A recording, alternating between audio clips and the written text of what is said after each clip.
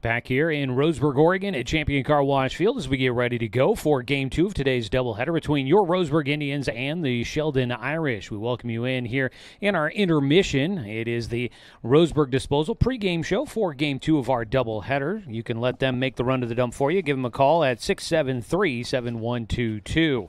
Well, we got one game in the books. We've got another one coming up, but as we get ready for Game 2 of our doubleheader, wanted to kind of just take a look at how things have been going for Roseburg Athletics as a whole, taking a look at some of the other matchups going on. And we've probably told you a little bit about this earlier. Taking a look at Roseburg softball yesterday, they had a doubleheader taking on the Sheldon Irish. They were wrapping up their three-game series against the Irish. They got to play a day earlier. I've been told that prom may be coming up this weekend, so that might have something to do with a little bit of a shift in the schedule there. The Roseburg girls took the series with an 8-6 win in Game 1 after they won 3-2 on the road against Sheldon back on Tuesday. Sheldon committing 3 errors in that first game, helping Roseburg put the win on the board. Game 2, Roseburg was leading 3-0 until late in the game when Sheldon erupted for 8 runs in the top of the 6th, spoiling the sweep for the Indians. So the Irish get 1 out of 3 against Roseburg in the softball season series this year. But a good series nonetheless for the Roseburg girls as they continue to try and position themselves for a possible postseason spot. Also yesterday, big win for the Roseburg boys lacrosse team. They were on the road at Marist in Eugene yesterday. They picked up an 18-11 victory. Good for the Roseburg boys. They recently suffered a loss against South Eugene. That was back on Tuesday when we were in Eugene for Roseburg baseball taking on Sheldon. The Roseburg boys lacrosse team was also up there in Eugene taking on the Axe in what was a battle for first place. Both teams went into that matchup undefeated at 3-0 in league play, and South Eugene ended up coming up with the win there. Nice to see that the Roseburg boys able to bounce back. They pick up an 18-11 win over the Marist Spartans yesterday on the road in Eugene. And Roseburg track and field in action as well. They've got just a handful of competitors that were at the Nike Jesuit meet in the Portland area at Jesuit High School yesterday. It's a big event. There's a lot of high schools that are taking part in this event, a lot of schools from around the state of Oregon and beyond, and this is kind of an invitational. I think it's a kind of select people that get a chance to apply to compete in this one. Roseburg had their boys 4x200 and 4x400 relay teams that were competing in this one. The 4x200 team finishing 7th in their field. Not first, but I think that's a very respectable and impressive performance there by the Roseburg boys. That team, including McLean Stedman, Caden Moon, Adam Lukabaugh, and David Schmid. You also had the 4x400 relay team finish 7th in that one as well. David Schmid, McLean Stedman, Joseph Latham, and Caden Moon in that one. Those relay teams for Roseburg this year, they've been pretty special. It'll be interesting to see how they continue to perform throughout the rest of the year, leading into the upcoming 6A state championships at Hayward Field here in just about probably close to around a month or so from now. Also competing there was Emery Hertini. He was in the high jump, finished 5th in that. That's a pretty impressive performance there. And London Weaver competing in the girls javelin, finishing 25th in that one. So nice to see that Roseburg, pretty solid all-around performance there from the track and field team at the Nike Jesuit Twilight meet that they were competing yesterday in those events. So that's kind of a look at what was going on for some of the Roseburg sports here yesterday, and we'll definitely be continuing to follow what's going on for Roseburg Athletics here through the rest of the spring season.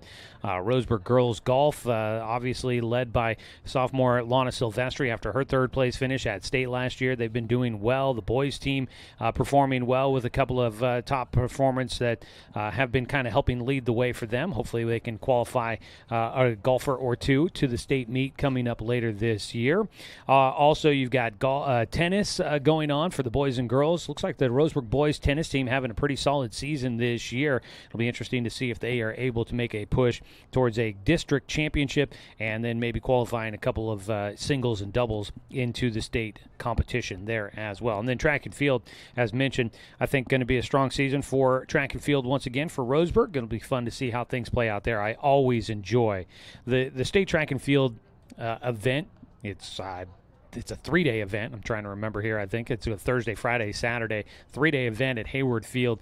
And it is just such an electric atmosphere, so much fun with so much going on. If you have not made a chance to, taken the chance to get up to Hayward Field for any track and field event, but the state track and field meet's a lot of fun because it's fun to see those high school student athletes getting their opportunity to perform on a big stage. But if you've been up there for any track and field meet, it is an electric atmosphere and a ton of fun to get a chance to go up there. So looking forward to seeing a lot of our local competitors, including from Roseburg, getting a chance to make it into that.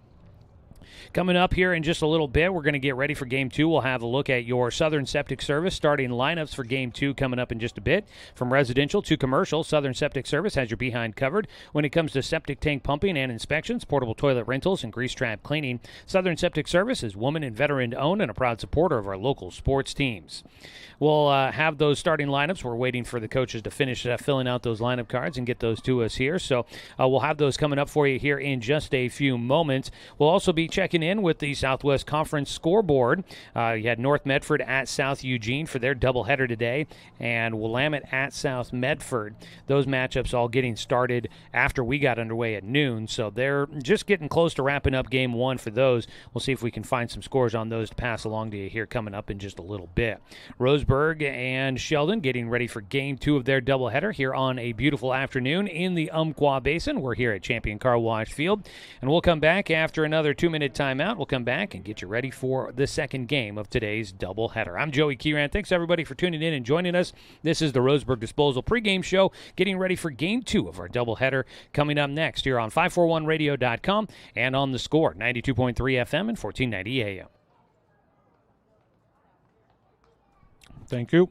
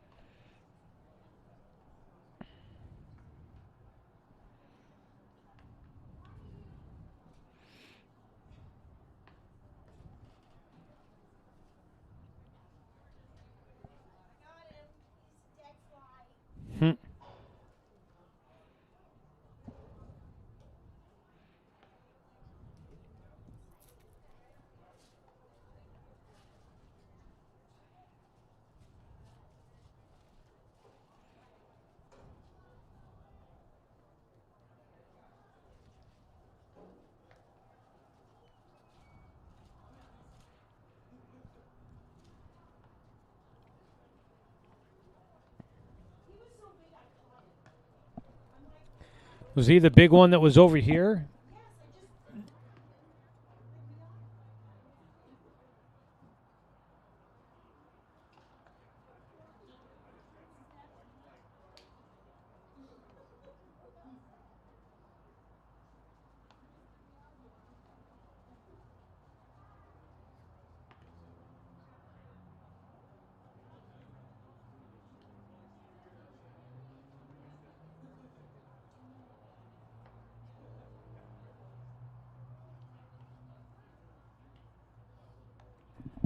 Welcome you back here to Champion Car Wash Field, where the Roseburg Indians get ready to square off with the Sheldon Irish in Game 2. Roseburg trying to salvage at least one win in the series against the Irish after they have won Tuesday and up there in Eugene and took Game 1 here in Roseburg today.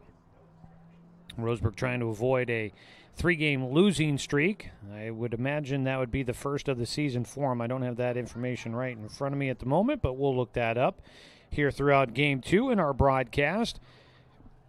Joey Keeran here with you from Champion Car Wash Field. A reminder that if you're catching us on the radio, or maybe you have tuned in to listen online at 541radio.com and on the 541 radio app, we are Also streaming with video online at 541radio.com and on the 1490 The Score YouTube channel. Search 1490 The Score on YouTube. You can find us there. Hit the subscribe button. You can get notified when we go live with another broadcast of Roseburg High School sports.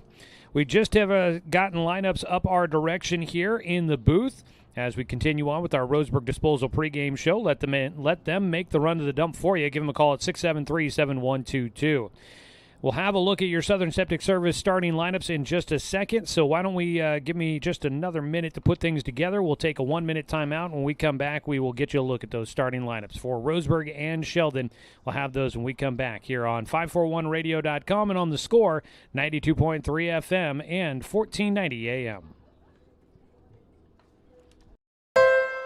Deciding where to purchase your next vehicle is just as important as the vehicle itself. At Roseburg Honda, our seasoned staff is dedicated to matching you with the right car. From sales to service, our goal is to make sure all of your needs are met, and you leave our dealership feeling good every time you visit. No need to waste your valuable time driving up and down the freeway when the ultimate car buying experience is right here at home.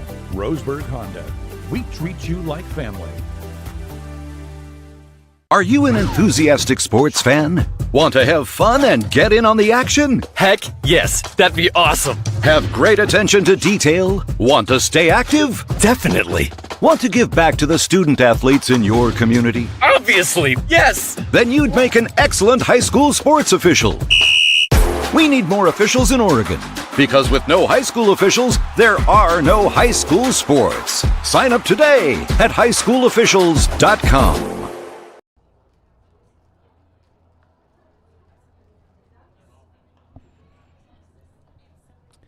Just getting about ready to go for Game 2 of our doubleheader here from Champion Car Wash Field, where the Roseburg Indians look to try and salvage one game in the 3-game series against the Irish. Final in Game 1 was 10-3 as Sheldon pulled away with the victory there. Sun has come out, just made a trip outside the box to go get lineup cards, and boy, it's pretty comfortable out there at the moment, and that would explain why so many people have started to congregate outside of the seating behind home, where you've got the roof overhead. It provides shade and cover when you need that. But right now, on a nice, comfortable day here in the Umpqua Valley, most people have started to make their way out to the Sunshine area, where they are enjoying the broadcast, or enjoying today's ball game for Roseburg and Sheldon. Game 2 of our doubleheader just about to get underway here, and looking at it, we're currently sitting at 63 degrees with sunny skies overhead here today, expecting to hit about 68 coming up this afternoon, and kind of kicking off a weekend of nice weather here in the Umpqua Basin. All right, let's take a look at our Southern Septic Service starting lineups for Game 2.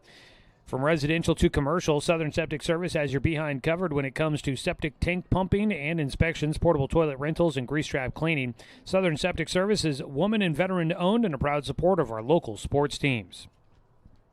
Start off looking at the lineup for Brian Vogel and the Sheldon Irish. The coach has put together Cam Thomas with the top of the order. He is starting at second base. Chad Turner in center field will bat second. Jackson Detzler will be at first base, batting third. Andrew Rodman will play in left field, bats cleanup. Keaton Welch in at third base, hitting fifth. Chase Calling is the catcher, batting sixth. Jose Leon will start at shortstop, batting seventh. Eli Wallace will pitch in Game 2. He will bat eighth. And Bo Travis in right field will round out the starting 9. Defensively for the Indians, behind the plate in Game 2 will be Amos Bowers. Out at first base will be Danner Wirtz. At second base, Mason Young. On the left side of the diamond, it's A.J. Black at third and Paxton Burke at short. In the outfield from left to right, Nick Ruiz, Fletcher Coleman, and Rylan Glasser. So it's pretty much the same players in the lineups there for the Roseburg Indians and the Sheldon Irish. A couple of guys mixing up into some slightly different spots with new pitchers on the mounds. But other than that, it looks like it's the same guys out there for Game 2. We'll see how things go, as Roseburg will look to try and make it a little bit different than it was in Game 1. Getting ready for the second game of our doubleheader. We are a little bit later than anticipated. They scheduled the doubleheaders for noon and 2, but obviously just about 2:45 here as we get ready for Game 2 of our twin bill. Taking a look at our Southwest Conference scoreboard. We had Willamette looked like they were holding on for a lead in the game down in Medford. It was 2-0, a tight one down there. In the top of the 7th, Willamette leading that one 2-0. The other game we had was North Medford at South Eugene, and last I had it up, North Medford had pulled ahead. But, oh, look at this. South Eugene has rallied back. Well, it was 8-7. It has now updated. It's now 10-7. North Medford leading South Eugene after taking a 7-0 lead. North Medford now having to fight off the South Eugene Axe in that one. They're in the top of the 6th. Right now, North Medford leading, but much closer than I was anticipated finding out in that one. So that's a look at your Southwest Conference scoreboard update there. Taking a look at your college baseball scoreboard update. Let's see here. They're in the bottom of the 7th in Game 1 of a doubleheader at Clackamas, and it's 6-1. Clackamas in front of the Umpqua Riverhawks in that matchup.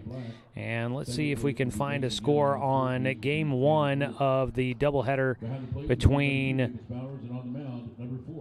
UCC and Centralia. They are meeting in a doubleheader over there at the softball field here at Stewart Park.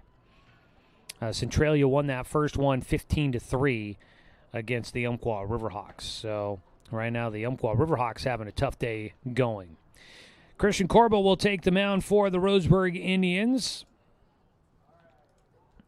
Corba, the right-handed freshman, will get the start for Roseburg here in Game 2 of the doubleheader, Game 3 in this series against the Sheldon Irish for Corba this year, making his 4th start of the season, his 5th appearance. He's got a 2-1 win-loss record. He's thrown 17 2/3 innings, a 4.36 ERA, 13 strikeouts, and 12 walks in his freshman campaign. He will be the starting pitcher for the Indians. We'll face Cam Thomas, Chad Turner, and Jackson Detzler as we get Game 2 of this doubleheader underway. That does it for the Roseburg Disposal pregame show. Again, let them make the run to the dump for you. Give them a call at 673-7122. They've got their new expanded recycling program that is getting rolled out starting next month. You can check them out online, Roseburg Disposal, and find out more details there. First pitch of the ball game for starting pitcher Christian Corba is in on the turf for ball 1, and we are underway in this one. Irish trying to get a 3-game win streak and a 3-game sweep over Roseburg. The Indians trying to avoid a 3-game losing streak. Another pitch misses, a 2-0 count for Corba. Facing Cam Thomas, who didn't have a hit until late in Game 1. He will poke one right side. In front of it, Mason Young scoops it up and retires Thomas. And on the first base side there, over to second base. The second baseman there making the play, one away. Chad Turner will bat. They go lefty-lefty here in this portion of the lineup. First pitch in for a called strike 1. Behind the plate, Dan Bachmeyer here for Game 2. Austin Stone on the left side of the infield. Garrett on the right side there. Swing and a miss. Got fooled on that pitch.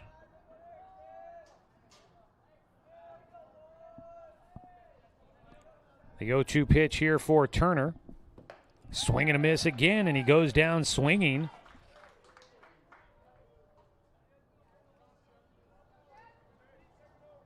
That is 2 away. Next batter, 1-0, first baseman Jackson Detzler. Jackson Detzler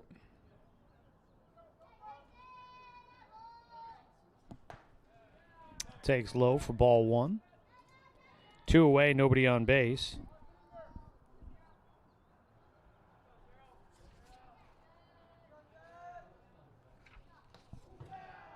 Pitch gets away from Corba, goes to the backstop.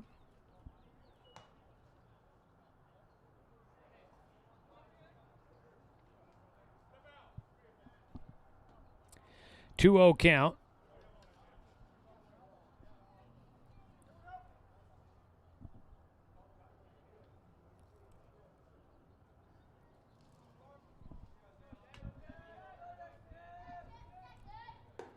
Pitch is high.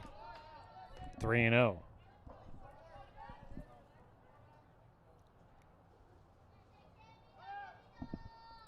Corba with 2 quick outs here in the first inning. Trying not to put a man on. He will issue a 4-pitch walk to Detzler.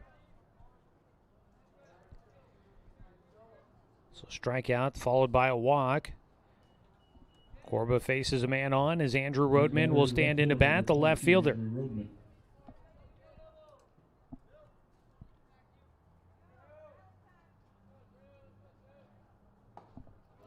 First pitch to Rodman is swung on and missed.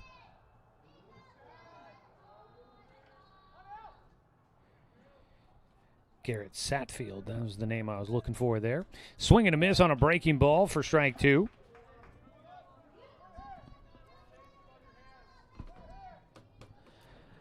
Corba needs one more to get through things here in the first inning. But the Irish have been tough with 2 outs. Throw down to first base, back in, head first dive for Detzler. Gets there safely on the pitch on the outside corner, just off the edge.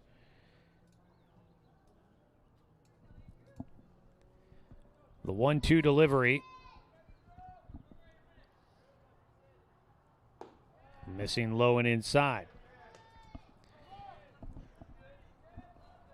A 2-out walk issued to Detzler. Got ahead with 2 strikes quickly against Rodman here. But falling behind, the count now goes full at 3-2 for Christian Corba. The freshman has to battle back into the at-bat here, trying to close out the first inning and keep it a scoreless frame on the board. Down the middle for strike 3. Rodman watches it all the way, and that will finish things off here in the first for the Irish. A strikeout looking to finish it out. And for Christian Corba, no runs on no hits. There were no errors. 1 man left on base. We go to the bottom of the first. Roseburg a chance to take their first lead in the series here on 541radio.com and on the score, 92.3 FM and 1490 AM.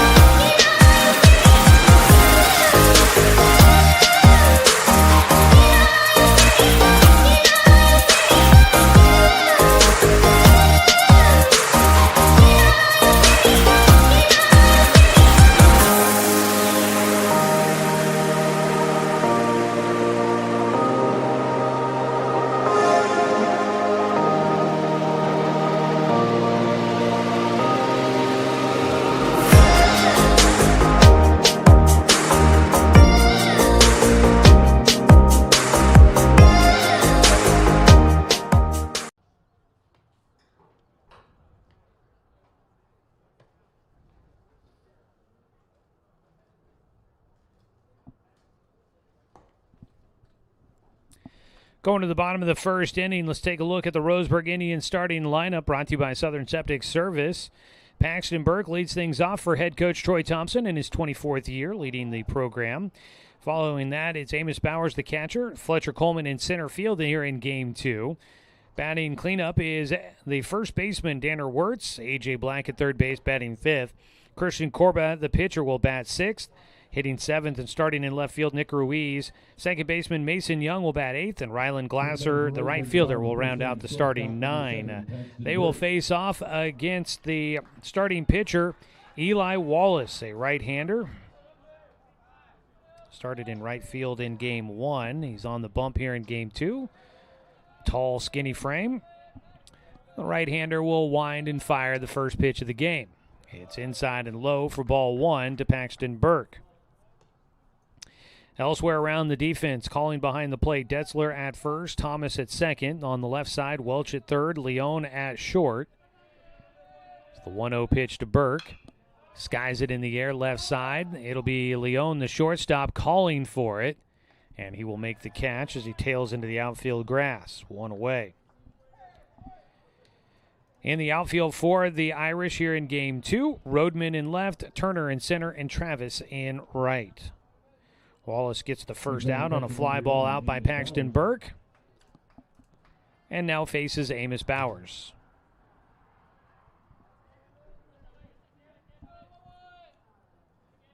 First pitch to Bowers is in for a strike. Starting lineups brought to you by Southern Septic Service. From residential to commercial, Southern Septic Service has your behind covered when it comes to septic tank pumping and inspections, portable toilet rentals, and grease trap cleaning. It's another strike across against Bowers. Southern Septic Service, woman and veteran owned, and a proud supporter of our local sports teams.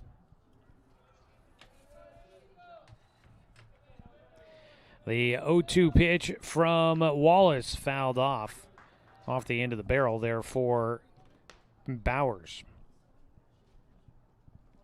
Here at Champion Car Wash Field on a beautiful sunny Saturday afternoon. The 0-2 is in front of the plate, a 1-2 count.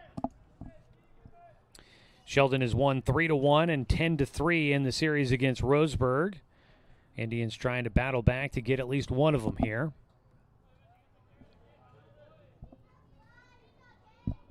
The 1-2 pitch for Wallace is high and away.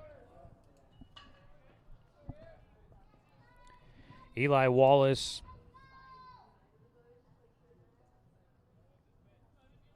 starting pitcher here for Game 2, a senior right-hander, all-conference honorable mention pitcher last year. Gets a ground ball towards third, and an easy toss across the diamond for Welch to retire Bowers. 2 down. Brings up Fletcher Coleman, batting with 2 outs and nobody on base. Number 9, Fletcher Coleman. Wallace last year earning honorable mention All-Southwest Conference pitchers honors. He did pitch 7 2/3 innings against the Indians a year ago. Gave up 3 hits, 1 run, as he had 5 walks and 5 strikeouts in his appearance against the Indians. Taking outside, the lefty Fletcher Coleman starts off with a 1-0 count. Coleman check swing held up, but takes strike 1. South Eugene putting a little bit of run into North Medford here. It's 12-8 the score down there. Scoring continues in that one. Fletcher fouls off a pitch in on the hands for strike 2.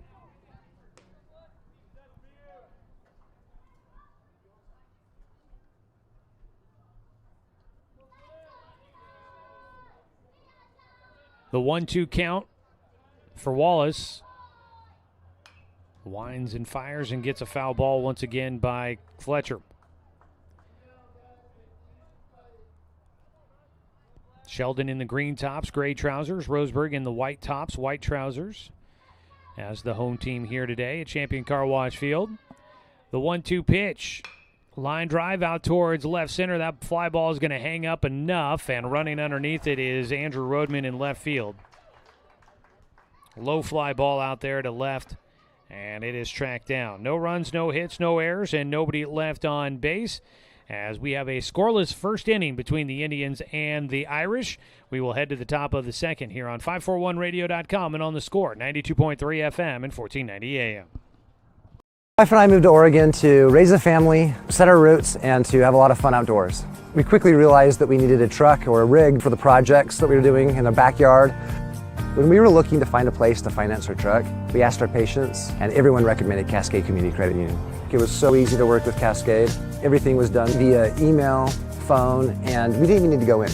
I can't wait to finish up the projects in the backyard, go on more adventures in our truck with our boys, and I look forward to working with Cascade again in the future. Successful companies have a very important secret. Good advertising works and makes them money. That's why your business should contact Lotus Media Group. Let us help you cash in with multimedia advertising. Multiple touches from Douglas County's only Google certified partner and most effective advertising platform. Web, broadcast, print. Make it happen. LotusMediaGroupLLC.com.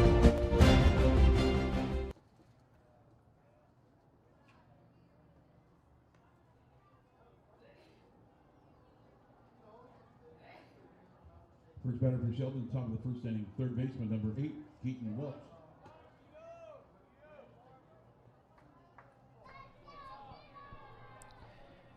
Second inning here from Champion Car Wash Field, game 2 of our doubleheader.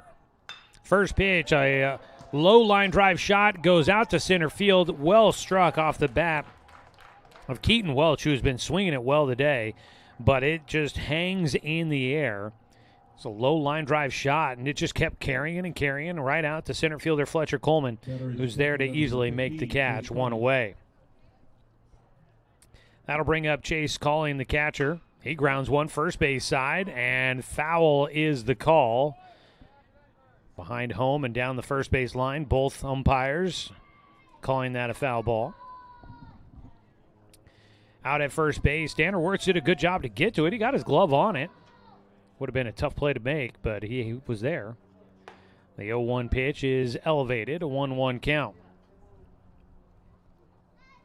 Well, they're in the bottom of the 6th. It's now 12-9 North Medford leading South Eugene, but the Axe battling their way back within 3, threatening.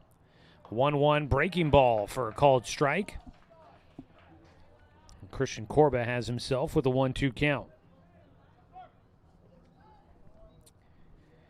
Chase Calling, a sophomore, swings through for strike 3. There's 2 down. Third strikeout in the game for Christian Corba. Jose Leon will bat. Shortstop number 7, Jose Leon. Leon, second team all-conference last year on the infield.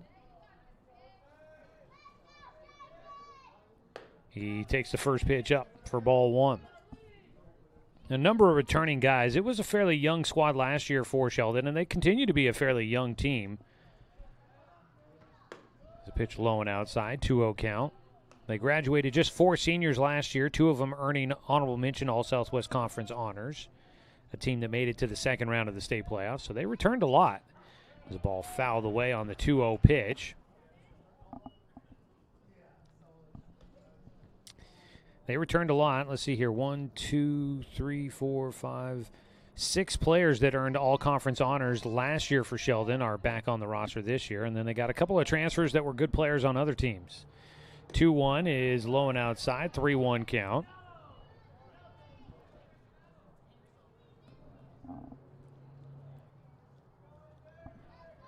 Corba's 3-1 pitch called for a strike 2 on the outside corner. Staying in the at-bat against Leon here. Jose Leon went 0 for 4 in game 1, and he will foul off a pitch to stay alive. Full count pitch with 2 outs and nobody on. We'll do it again on the 3-2. Swing and a foul tip into the glove for strike 3, and it's another scoreless frame for Christian Corba. He's got 4 strikeouts in the ball game, sets them down in order there in the second.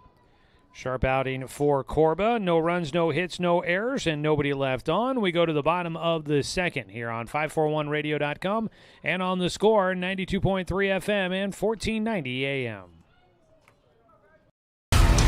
To us, pizza the way it ought to be isn't just our slogan. It's our promise and our passion to give you the best dining experience and the best tasting pizza you expect. For over 40 years, we've been making pizza the way it ought to be. Handmade with the freshest and finest ingredients.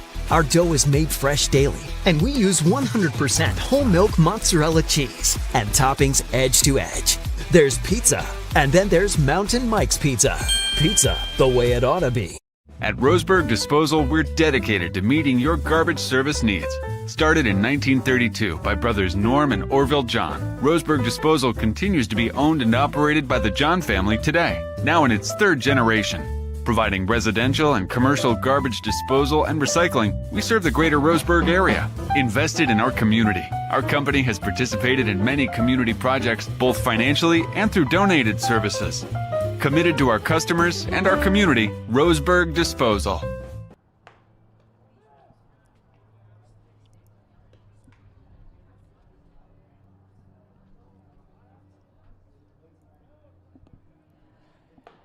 Bottom of the second inning, Roseburg baseball on the score today, brought to you by Roseburg Country Club, established in 1922, offering an 18-hole course with excellent year-round playability. Find out more at roseburgcountryclub.com.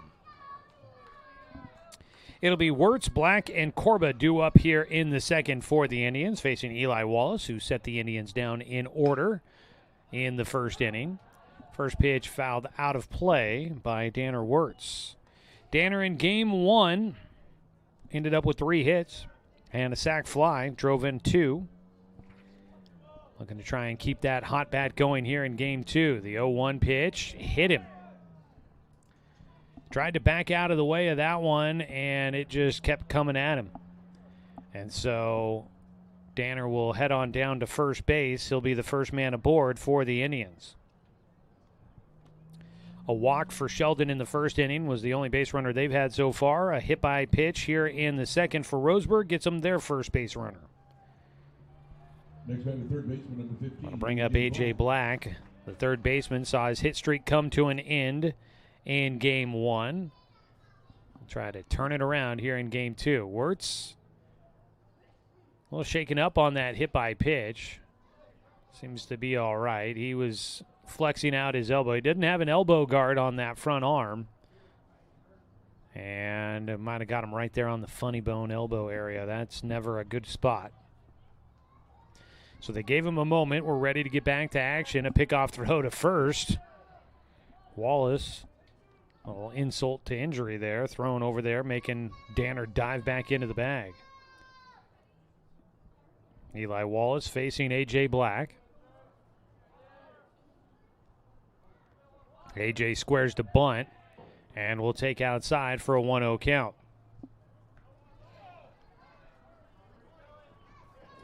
Roseburg never led on Tuesday, and they never led in game 1 of our doubleheader here today, so they are looking for their first lead against the Irish.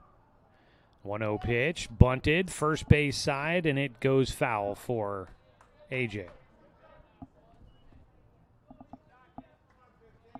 He'll head back to the batter's box with a 1-1 count.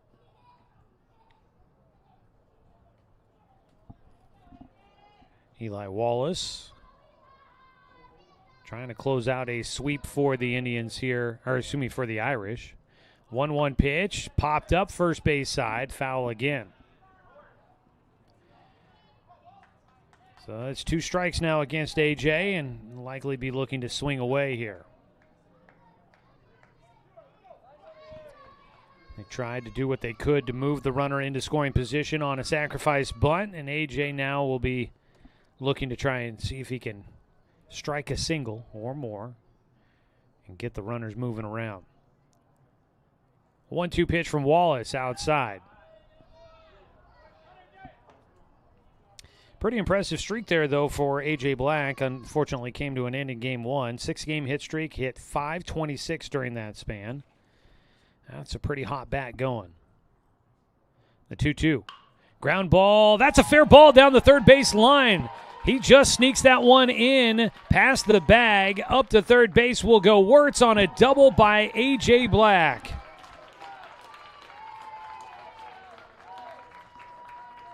That ball was right down the line.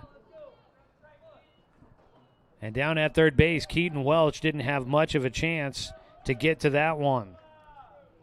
Another extra base hit for the Indians. They've had a handful of those here in the doubleheader today. It has not necessarily resulted in a ton of runs for them. They've got an opportunity to grab the lead. There's nobody out. Runners at second and third. Christian Corba calling for time at the plate before the first pitch from Wallace. They are playing in on the corners a bit here. No double play up the middle option, but they're playing back to try and get a run. Not trying to cut one off at the plate, apparently, at the moment. Pitch low and outside, a 1-0 count to start. Sheldon with 12 hits in game one, so maybe right now they're expecting that they've got a chance to try and keep their offense going, and they are willing to try and play back defensively. It gives them a better chance of keeping the ball on the infield rather than playing with everybody in and trying to cut off the run at the plate. Sheldon did have 9 hits against the Indians on Tuesday in Eugene. So their bats have been going well. 1-1 pitch, swung on and missed by Corba. He's got himself a 1-2 count. Boy, you've had tons of scoring in this North Medford and South Eugene game. It's now 13-9 as North has added another run on the board. It was a 3-run game going into the 7th inning, but North has tacked on another one. 22 runs in that game. That's a lot of scoring in game one of that twin bill. Roseburg would like to see some scoring going on, and they've got an opportunity here with nobody out and 2 runners in scoring position. But it's a 1-2 count for Christian Corba, the freshman looking to help his own cause. Starting pitcher here in this one. The 1-2 pitch from Wallace. Popped him up. Foul territory. First base side coming in. Making the grab is Detzler for the first out. No chance of any runner trying to move on that one. So Nick Ruiz will bat. 1 out and 2 on. Number 13, Nick Ruiz. Ruiz ended up with 1 hit in game 1. Had a double.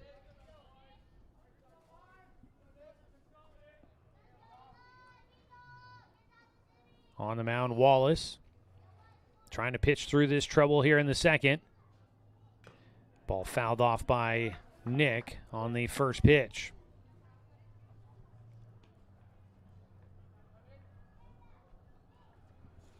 Let's see here. We've got baseball getting started in Corvallis. The Oregon State Beavers taking on Hawaii. Due to the Roseburg baseball game on the radio, we don't have Beavers on this afternoon. The 0-1 pitch from Wallace. Line drive shot. That gets over the top of the shortstop into left field. Wirtz will score. They are going to send around Black. He's coming home. The throw to the plate will not get there. Cut off on the infield. It's a 2-run single for Nick Ruiz. Ruiz comes through for the Indians with that 2-run hit. A line drive just out of the reach of the shortstop, Jose Leon. And it easily scored Wirtz from third, and A.J. Black coming around to score from second as well. So the Indians get 2 on the board, and they take their first lead in the series against the Irish. First pitch swinging away. That ball well struck, but goes dead center field, and it is caught by Turner in center. Mason Young got a good swing around on that one, but flies out for the second out. Next up, right fielder number 3, Ryland. That'll bring up the 9-hitter, Ryland Glasser.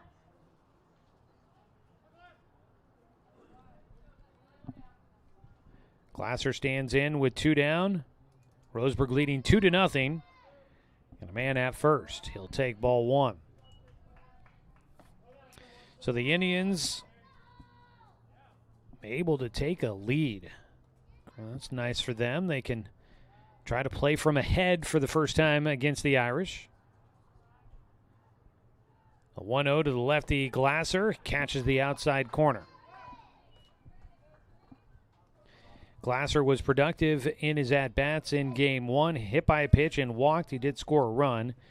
So he officially went 0 for 1 with a strikeout, but got on base twice. The sophomore stands back in. A 1-1 pitch. He shows a bunt. Takes the throw down to first. Back in safely. Goes Nick Ruiz out there. 2 balls and a strike. Behind the plate. Snap throw down to first there by Calling to check in on the runner. The 2-1 pitch from Wallace. Outside. 3-1 count.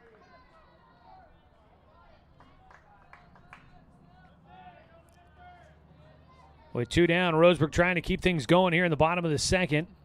2 runs in so far. Glasser trying to find a way on. The 3-1 pitch is ball 4. He'll heave the bat to the dugout, and he gets his way on base. So he has been disciplined out of that 9 spot. Drawing a walk in game 1, gets one again here in game 2. 1 walk, 1 hit batter, and 2 hits here in this second inning for the Indians. Top of the order coming up, and it's Paxton Burke looking to do some damage. Had just 1 hit in game 1. He is the 7th hitter to the plate for the Indians. He'll pop up another one. Foul territory, back behind third.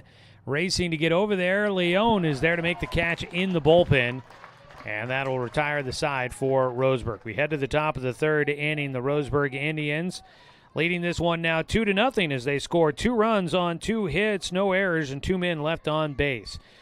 Third inning coming up on 541radio.com and on the Score, 92.3 FM and 1490 AM. To expand your portfolio? Consolidate your investments with Palm Wealth Management. Our trusted team makes it easy to diversify and track your investments. Let Palm Wealth Management coordinate your financial strategy. Call Palm Wealth Management today. Looking for more local sports coverage? CBS Sports Radio 1490 The Score has you covered. Check out our homepage at 541radio.com for sports stories, scores, and podcasts. And follow us on social media. 1490 The Score is on Twitter, Facebook, and Instagram. And take the station with you wherever you go with the 541 Radio app. Download the app in your smartphone's app store and get access to a live stream of the station, sports stories, podcasts, and easy messaging with the station and others. When it comes to finances, it can be hard to know what's in your best interest. Experience the strength of advice at Palm Wealth Management. From education and estate planning to retirement and the unexpected, we can help. Call Palm Wealth Management today.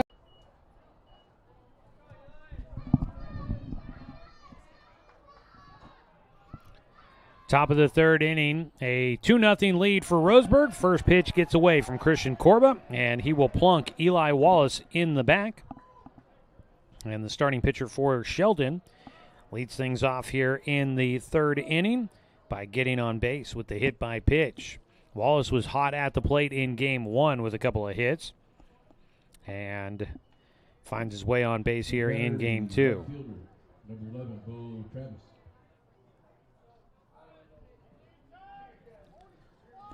Bo Travis, the 9-hitter, right fielder, will stand in. Getting a little bit of a breeze coming through as a pitch inside. It goes to the backstop.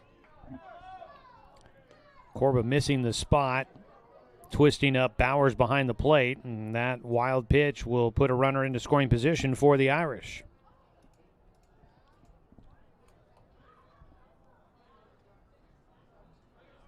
Bowers, after that mix-up, heads out to the mound to have a quick conversation.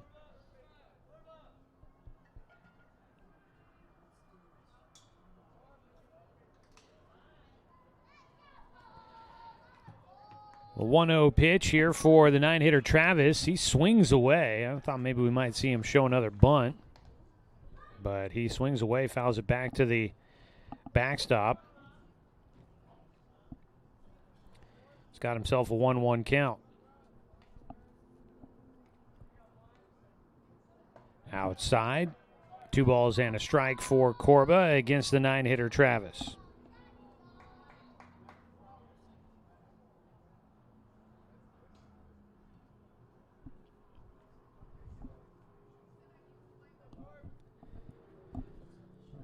A 2-1 delivery. Fouled back again by Travis. He finds himself at 2-2.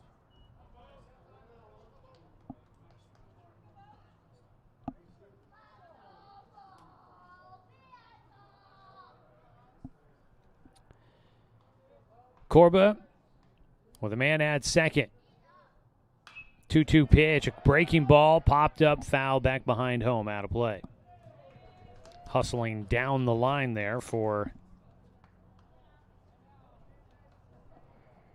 Travis. He was down the line quickly. I don't think he had any idea where that ball had gone, and then I thought He looked like he was heading to the dugout. I think he maybe thought that the ball had been caught, but instead he will end up back in the box and looking to find a way on.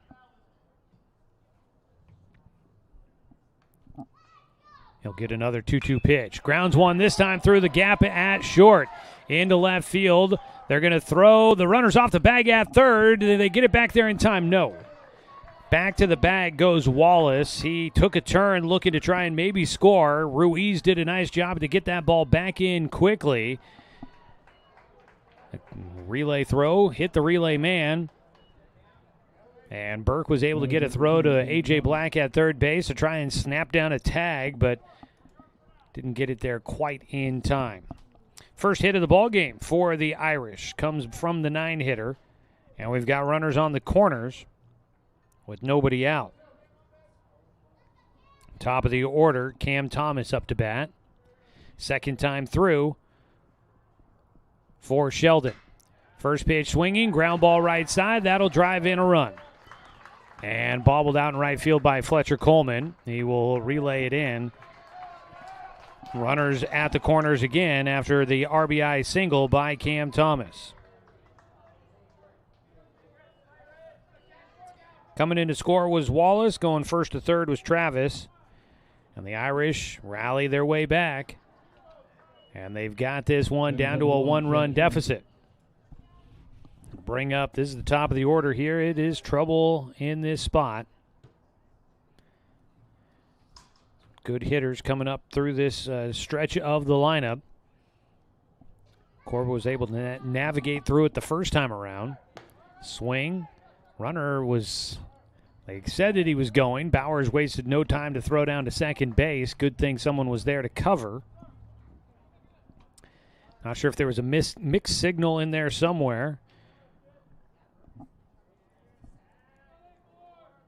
It was a swing and a miss at the plate by Turner. He'll take outside. Seemed as if Turner was maybe thinking the hit and run was on with runners on the corners. So he went swinging through. The runner at first, I would assume, was the one that deked as if he was going to go to second. Did not go. Had the Roseburg defense thinking the runner was going. A 1-1 pitch. This time the runner goes. They will cut it off, but it goes off the glove for Young. He will track it down. The runner at third base, Bo Travis, didn't try to press his luck there. Stolen base for Thomas. Gets him into scoring position.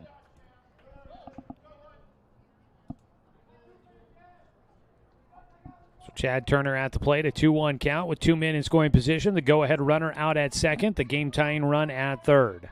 Corba delivers. That ball is down the left field line, foul. Out of the stadium. And that'll be strike two.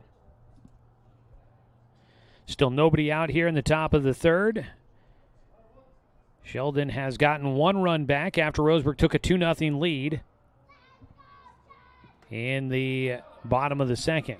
Breaking ball cuts in against the lefty. Almost got him wrapped right around Chad Turner's ankles. Just missed him, and a nice job behind the plate by Amos Bowers to get some leather on that one, knock it down, and not let it get by to the backstop. 3-2 pitch. Line drive shot. Oh, just out of the reach of Paxton Burke. That ball had some velocity on it. It went whizzing all the way to the alley. A triple coming up here, trying to get to third, and he will standing up. Clearing the bases, Chad Turner gives Sheldon a lead on a 2-run triple to left center. That ball had to have some good exit velo on it.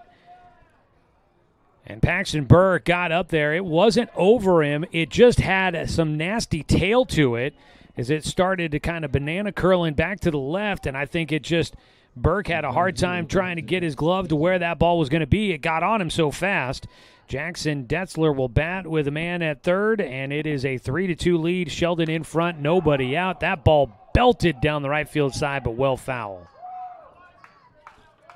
He got around on the inside pitch, but he belts it out of the ballpark in foul territory. Nobody out here in this third inning. The Irish, their bats, they have never gone quiet as a ball plunked on the inside there for Detzler. He walked in his first at-bat, gets hit by a pitch here in this second. Runners on the corners, and we get a visit out to the mound for pitching coach Steve Patterson, with Andrew Rodman coming up to bat. Corba got through the order the first time, didn't give up a hit until the 9-hitter here in the third inning,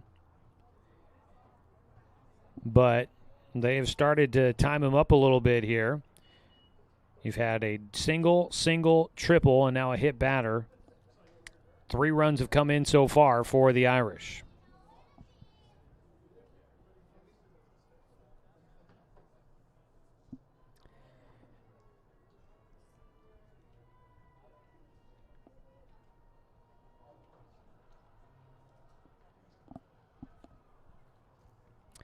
They break up the meeting on the mound. Today's game brought to you by First Choice Health Insurance, your trusted team for all of your insurance needs. Runners at first and third for the Sheldon Irish is Andrew Rodman at the plate. 0 for 1 today with a strikeout looking his first time up. Christian Corba getting roughed up a bit here in the third, trying to settle himself back in and see if he can regain his form from the first couple of innings. An 0-1 count to start for Rodman. Ground ball for a double play opportunity would be ideal. That ball is in the air right side. Fletcher Coleman with a read on it.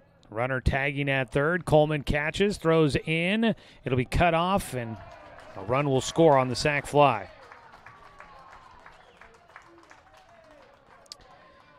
Turner comes in from third. Detzler holds at first. There is 1 out.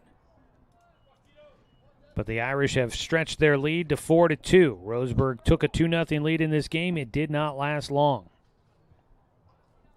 Number 8, Keaton Welch. Keaton Welch, 0 for 1 in the game. A fly ball out to center field.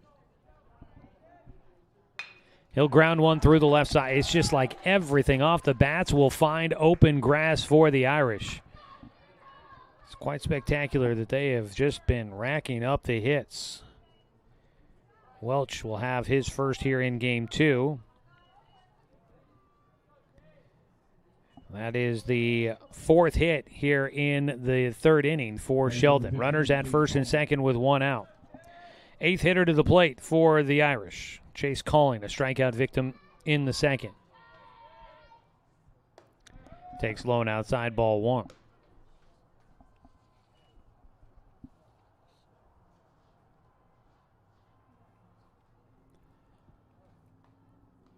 A 1-0 delivery for Corba. Gets a swing and a miss on a breaking ball.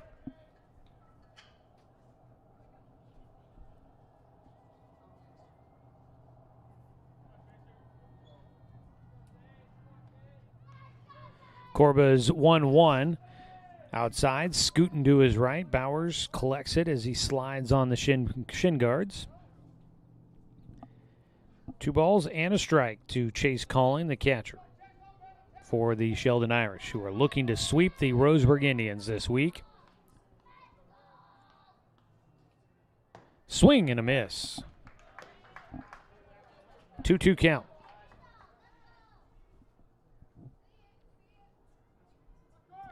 Chase Calling was an honorable mention all-conference selection last year as an outfielder. He's been behind the plate in every game we've seen him so far. He'll take outside, doesn't chase after the 2-2 pitch. Low and away. Christian Corba with 1 out and 2 on, trying to make his way through this one. He's gotten roughed up and given up the lead. Ball is fouled away at the plate.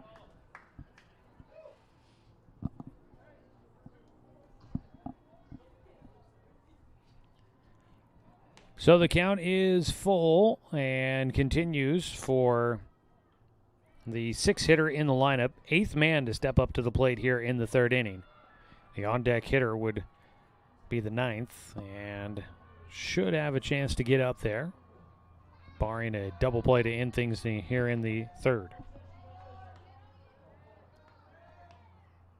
The 3-2 pitch showed a bunt, takes strike 3. Calling, showing that bunt, as if he wanted to try and distract Corba and get him to throw something outside the zone. Ends up just taking strike 3. 2 away. Jose Leon will bat. He is a strikeout victim as well back in the second inning. He stands in with 2 down and 2 on. Runner going. And it's a balk called on Corba. So both runners will get to move up.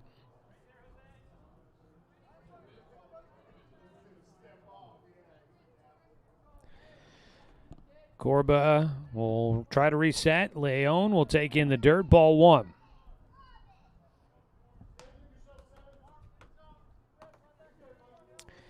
Indians need one more out to get through this third inning.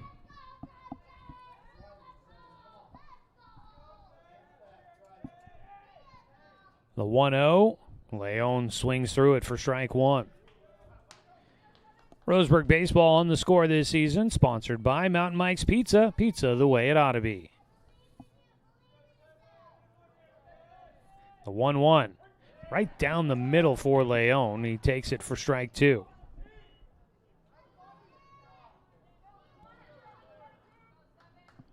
Jose Leon with a 1-2 count. 2 runners on. He'll take strike 3 on the outside corner. Watches it go by.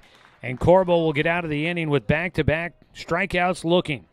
He's got 6 strikeouts in the game, but 9 hitters come to the plate in the third inning. And Sheldon will score 4 runs on 4 hits. There were no Roseburg errors. And 2 runners left on base. 4-2, Sheldon in front of Roseburg. The Indians got to get the bats going when we come back on 541radio.com and on the score, 92.3 FM and 1490 AM. For over 100 years, Douglas County Farmers Co-op has been serving the needs of farmers, ranchers, and homeowners throughout Southern Oregon. Here, everyone is welcome. When you shop with us, you can expect good people, good products, and good advice. No membership needed. Just bring yourself, and we'll provide the expertise and products you need to tackle your next project. Douglas County Farmers Co-op, where everyone is welcome to shop. Are you an enthusiastic sports fan? Want to have fun and get in on the action? Heck yes, that'd be awesome. Have great attention to detail? Want to stay active? Definitely. Want to give back to the student athletes in your community? Obviously, yes. Then you'd make an excellent high school sports official. We need more officials in Oregon, because with no high school officials, there are no high school sports. Sign up today at highschoolofficials.com.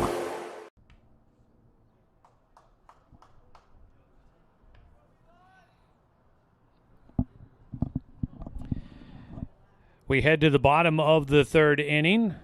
Roseburg gives up 4 in the top of the third.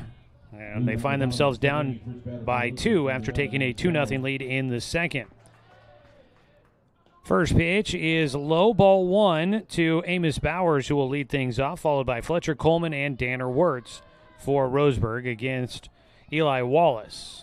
Wallace, the big right-hander, will deliver a strike 1-1. Today's game sponsored by Dr. Lance and Randall, Family and Cosmetic Dentistry. Call 541-378-6694 or call them at visit them at drrandall.com.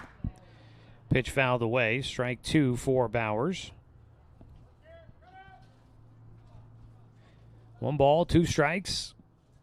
Leading things off in the bottom of the third. Wallace gets him to swing and miss on a breaking ball. That is the first strikeout in the game for Eli Wallace, 1 down.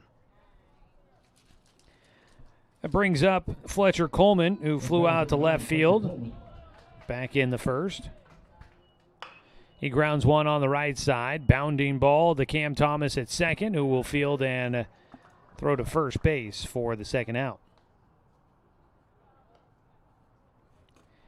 And quickly 2 away for Eli Wallace as he tries to protect a lead for the first time in the game. Danner Wirtz will bat. He was hit by a pitch and scored in the second. Came around to score on the single by Nick Ruiz. And they called time. Danner will have a quick conversation with Coach Tim Sester.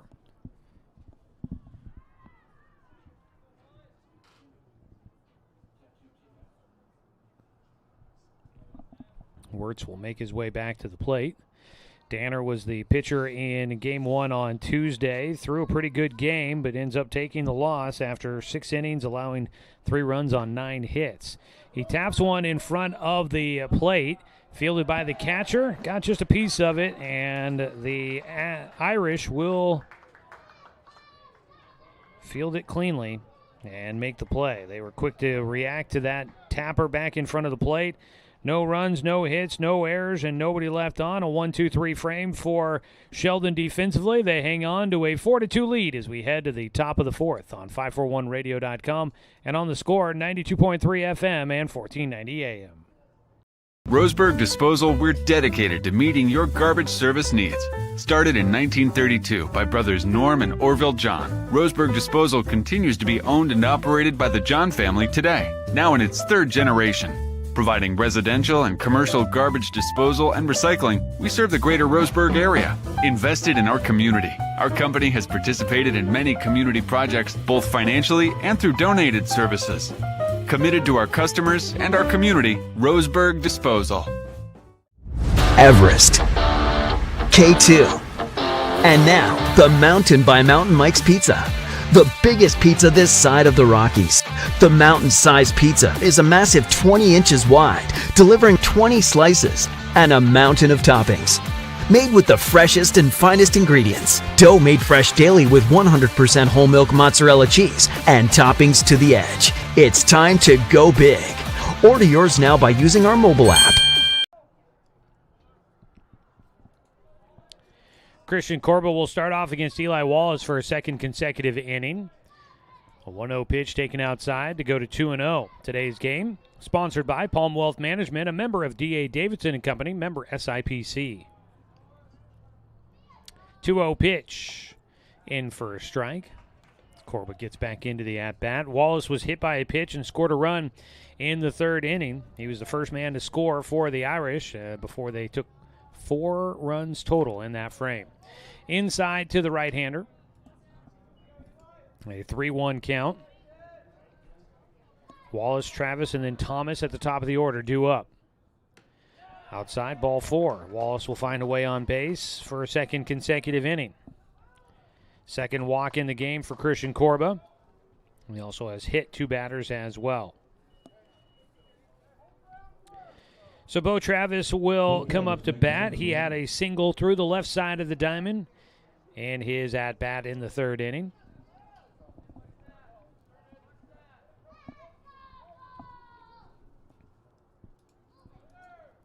Shows the bunt and will lay it down back to the mound. Fielded by Corba. Gets it over to Wirtz quickly.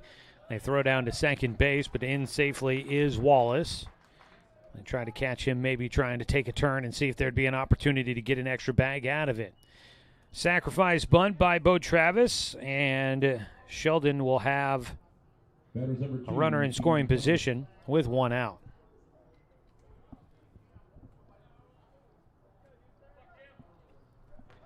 Facing Cam Thomas for a 3rd time.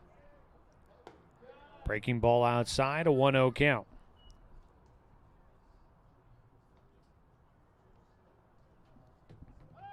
Thomas last time up, an RBI single to right field.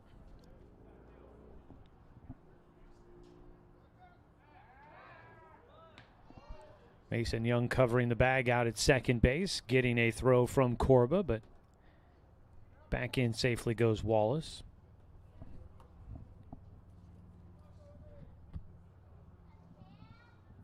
It's actually not Wallace running. It's a courtesy runner for the pitcher. Low and outside, 2-0 count. That is Cody Hall running out there.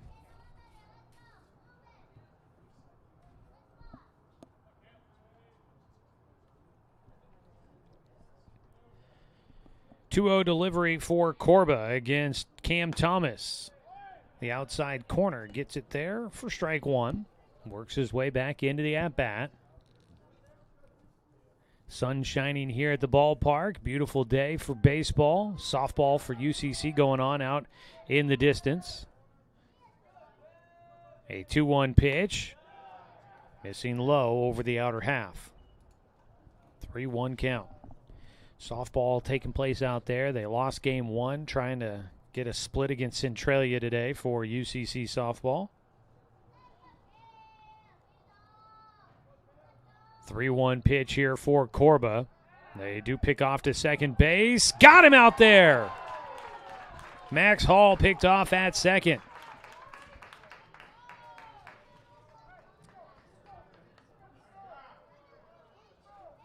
The Indians will get the out at second base.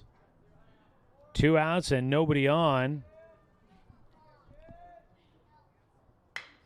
Line drive shot to center field, and that pickoff play might have saved a run. That ball drops in front of Fletcher Coleman out there. Second single in the game for Cam Thomas.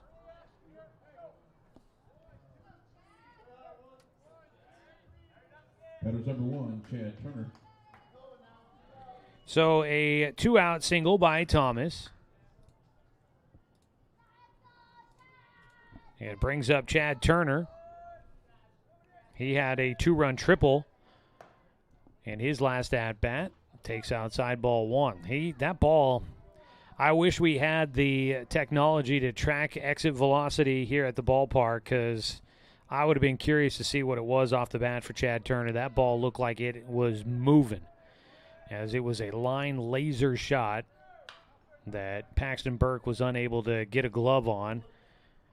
I don't think it was too high that he couldn't have gotten to it, but it was just on him so fast he just didn't get his glove in the right spot as it whizzed by over his head, and then got down, hit the turf, and just took off, and neither Ruiz or Coleman in the outfield could cut it off before it got all the way to the wall. That ball just got out there in a hurry.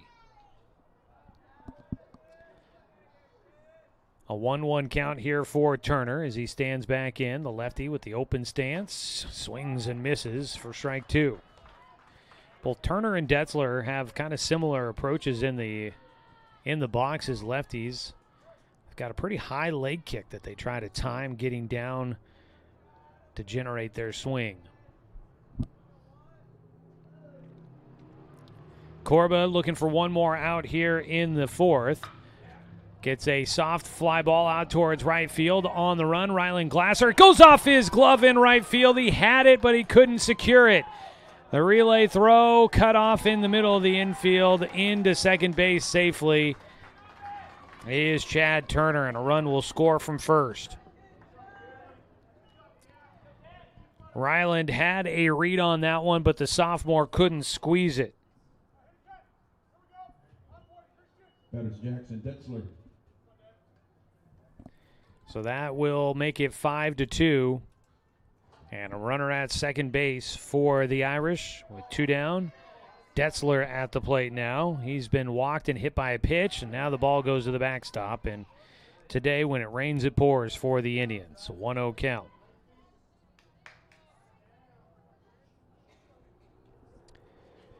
Bowers got his glove down there, just could not keep it from getting by him. So up to third base goes Turner after the drop fly ball in right field. Breaking ball hits the outside corner. 1-1 count for Detzler. At third base is Turner moving up on that pass ball.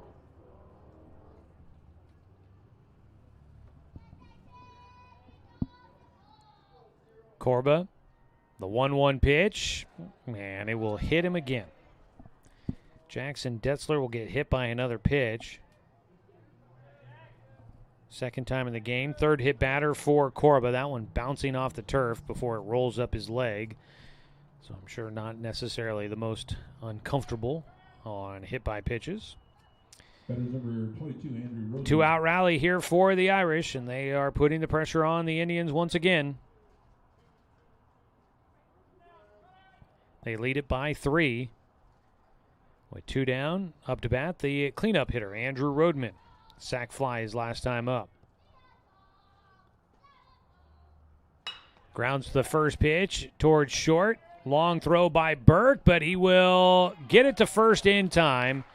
Play made by Wirtz, a long stretch at the bag, but he stays on and collects the baseball. So we go to the bottom of the 4th inning. And the Roseburg Indians now trailing by 3. 5-2 our score here on 541radio.com and on the Score 92.3 FM and 1490 AM. Deciding where to purchase your next vehicle is just as important as the vehicle itself. At Roseburg Honda, our seasoned staff is dedicated to matching you with the right car. From sales to service, our goal is to make sure all of your needs are met, and you leave our dealership feeling good every time you visit. No need to waste your valuable time driving up and down the freeway when the ultimate car buying experience is right here at home. Roseburg Honda. We treat you like family. Are you an enthusiastic sports fan? Want to have fun and get in on the action? Heck yes, that'd be awesome. Have great attention to detail? Want to stay active? Definitely. Want to give back to the student athletes in your community? Obviously, yes. Then you'd make an excellent high school sports official. We need more officials in Oregon, because with no high school officials, there are no high school sports. Sign up today at highschoolofficials.com.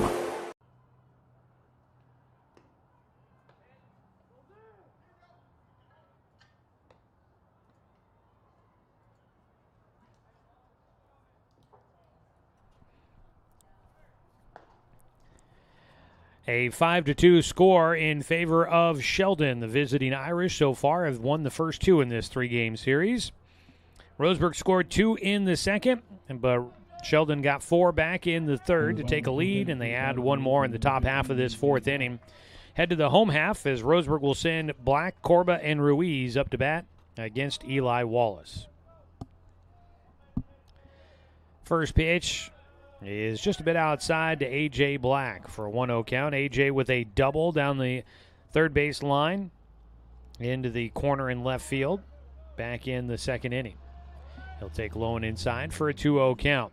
Today's game, sponsored by Cascade Community Credit Union, belong to Douglas County. 2-0 pitch from Wallace. Swing and a miss by A.J. A.J. with a double. Corba flew out to the first baseman in foul territory. Nick Ruiz had a 2-run single.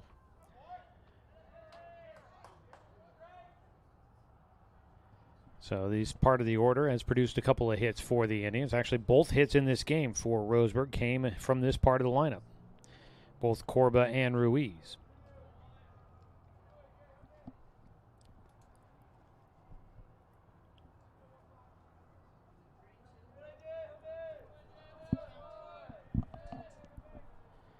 The pitch here from Wallace.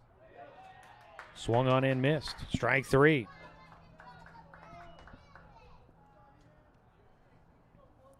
Second strikeout in the game for Eli Wallace. Gets the first out on the first batter. Christian Corba will bat. Corba hits one in the air out towards left field on the run. Trying to get there. It's over and out of his reach. Rodman couldn't get to it. Corba heading to second. He will hold there. It's a 1-out double for Christian Corba. Corba, the freshman, continues to just belt out extra base hits. He came into today with 6 hits over the last 6 games. Half of those were doubles. He added a triple in the first game of the day and now has another double. So, boy, he's got 5 extra base hits in his last 8 games. He's been hitting pretty well. Batters number 13, Nick Ruiz. That ball carried out of the reach of Andrew Rodman out in left field. So on to second base is Corbo with 1 out. Roseburg, a little bit of positive momentum there. Now Nick Ruiz will try to see if he can come through with another RBI hit. He had one back in the second. Check swing, called strike 1.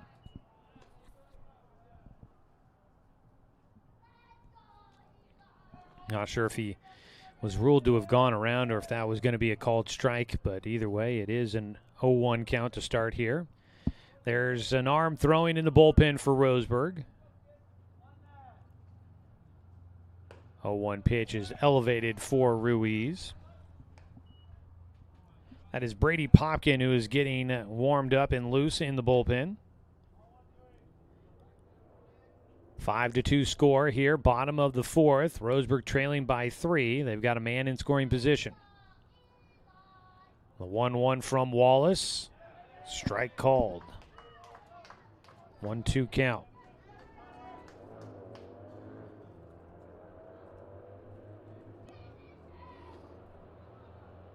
Wallace looking for another out. His 1-2 pitch. Fouled back by Nick. He'll stay alive. Oregon State Beavers trying to go to 2-0 against the Hawaii Rainbow Warriors here this afternoon. And right now the Beavers leading 2-0 in that one as they're in the bottom of the second. The 1-2 pitch. Grounded towards third. Played at third base. Throw across. Moving up a bag will be Corba. Ruiz grounds out. Keaton Welch at third. Olays at that one, but is able to glove it and set himself up to throw across the diamond. Corba does a nice job to move up 90 feet when the throw went across, so he's at third. Mason Young up to bat, trying to bring him home. High and away to the second baseman.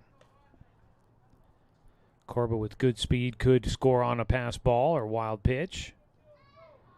Trying to get his team back within a couple of runs. Trailing by 3. Ball fouled off by Young. 1-1 count. So the Beavers are in action. Oregon Ducks baseball coming up in about 20 minutes from now. They're in Eugene as they have a 1-0 lead against Penn State in that 3-game series. Low and outside, a 2-1 count for Mason Young.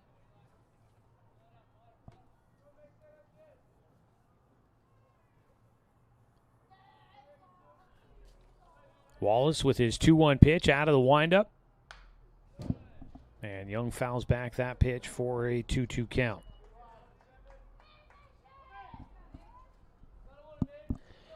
Two down with a man at third for the Indians. A double by Christian Corba. They're trying not to waste it. Out of the windup. Swing and a miss. That ball in the dirt. A throw down to first base will get Mason Young, and the Indians will leave a man stranded. Third strikeout in the game for Eli Wallace. And Roseburg no runs on 1 hit, no errors, and 1 man left aboard. They trail it 5-2 as we go to the top of the 5th inning. On 541radio.com and on the Score, 92.3 FM and 1490 AM.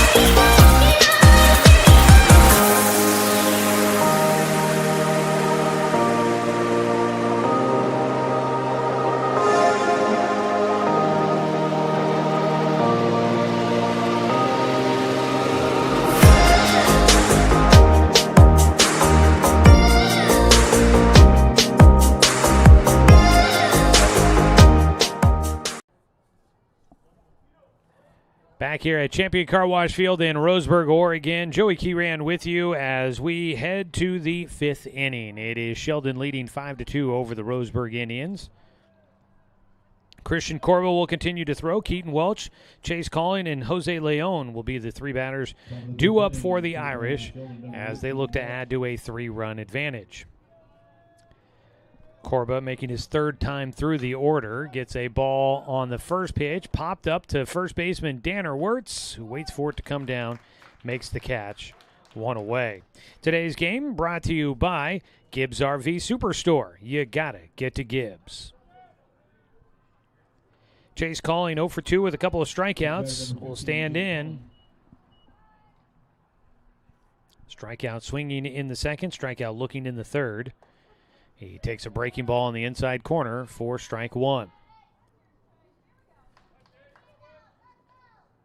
0-1 pitch.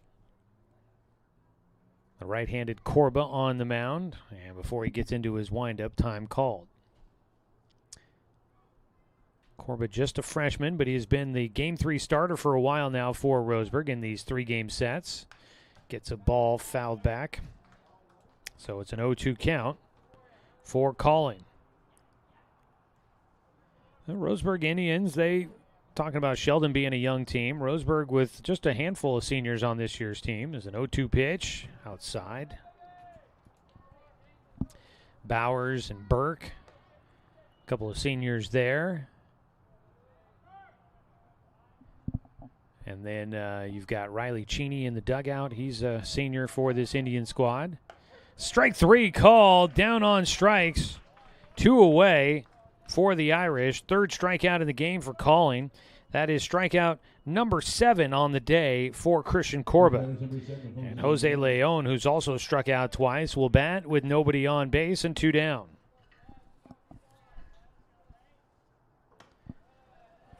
Pitch low and outside. Ball 1 to start for Leon. Brady Popkin, Riley Cheney, a couple of seniors that are in the dugout at the moment. And then Bowers and Burke out there.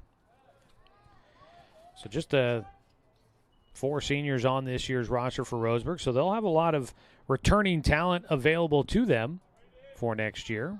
When we get to that point, still a lot of this year to go. The 2-0 is in for a strike from Corba. Say all of that just to say that a lot of young guys that will be back with the team next year, getting some very good experience this year and playing a lot of innings. As a pitch in for a strike on the outside corner. 2-2. Getting big experience, like getting put in big moments like this for Christian Corba, just a freshman. The 2-2. Off the handle and fouled back by Leon to stay alive. Christian Corba kind of following in the footsteps of Danner Wirtz, the first baseman. He was a freshman, used as a pitcher last year quite a bit. This ball in the air, right side, down the line, and into foul territory. That one out of play. And it will be a 2-2 count back at the plate for Leon. Wirtz, just a sophomore. He's at first base. He's their ace of the staff right now. Corba will likely play a big part coming up next year. And then a lot of juniors out there that'll be seniors next year looking to try and make their mark on the team as they finish out their high school careers. So should be an interesting mix for next year, but I want to see what they can accomplish this year as well. Outside, count goes full. They've been off to a good start this season, but right now in a bit of a dogfight against this Irish club that has had their number. 3-2 pitch from Corba. Strike 3 called on the corner. He will strike out the 6 and 7 hitters for a 6th time in the ballgame. 8 strikeouts in this one for Christian Corba. He gets 2 more here in the 5th. 8 strikeouts, 6 of them against Chase Collin and Jose Leon. No runs, no hits, no errors, and nobody left on in the top of the 5th. Maybe striking out back-to-back batters to finish off the inning might provide a spark for the Indians. They trail 5-2 as we head to the bottom of the 5th on 541radio.com and on the Score, 92.3 FM and 14. My wife and I moved to Oregon to raise a family, set our roots, and to have a lot of fun outdoors. We quickly realized that we needed a truck or a rig for the projects that we were doing in the backyard. When we were looking to find a place to finance our truck, we asked our patients, and everyone recommended Cascade Community Credit Union. It was so easy to work with Cascade. Everything was done via email, phone, and we didn't even need to go in. I can't wait to finish up the projects in the backyard, go on more adventures in our truck with our boys, and I look forward to working with Cascade again in the future. Successful companies have a very important secret. Good advertising works and makes them money. That's why your business should contact Lotus Media Group.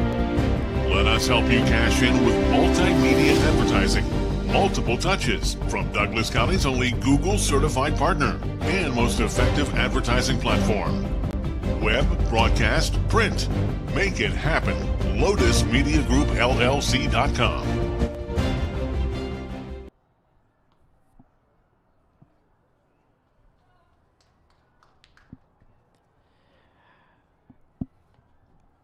We go to the bottom of the 5th inning. Roseburg trailing by 3, trying to rally back, see if they can take one against the Irish here today. and in the series.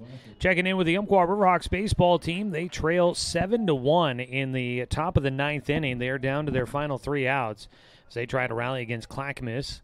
They'll have a second game coming up as the first pitch to Rylan Glasser is fouled away for strike 1. The Riverhawks have a man aboard with nobody out, trailing by 6. UCC won the first 4 games in that 6-game series against Clackamas. They were trying to see if they could pull off a 6-game sweep against the Cougars. But Clackamas trying to get at least one against the Riverhawks. Pitch outside, 1-1 count.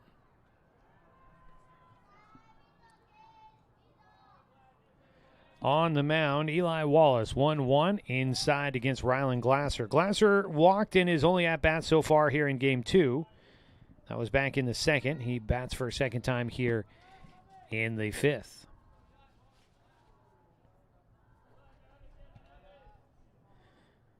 Two-one pitch is low. 3-1 count for Glasser.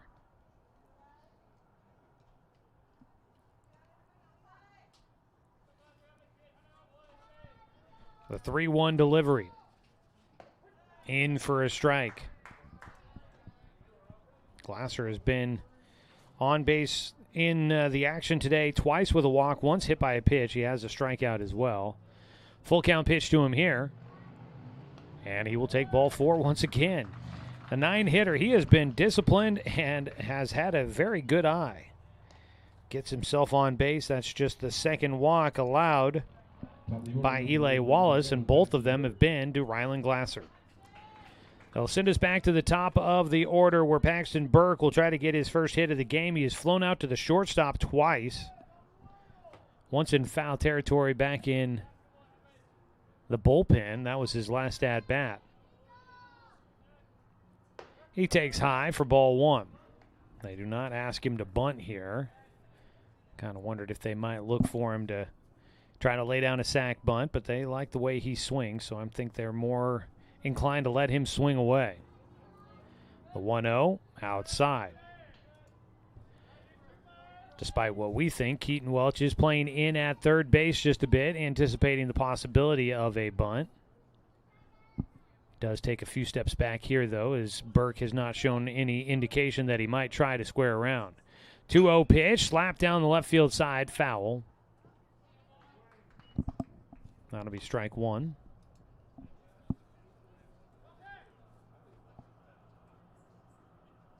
Two balls and a strike for Burke. Had one hit in game 1 of the doubleheader. Actually, sorry, make that 2 hits. He was 2 for 4 with a couple of singles. Wallace on the mound, the 2-1 delivery with a man at first. Misses high, and the count goes to 3-1. If Burke can get on base here, it would bring Amos Bowers to the plate, representing the game-tying run.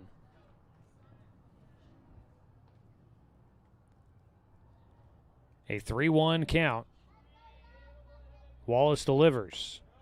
Outside for ball 4. Back-to-back base on balls. Nobody out. Something brewing here for the Indians if they can take advantage. It's going to prompt a visit out to the mound for the pitching coach for Sheldon. Have a quick conversation out there with Eli Wallace while we have a break in the action. Why don't we go ahead and pause 10 seconds for station identification. This is Roseburg Baseball here on The Score.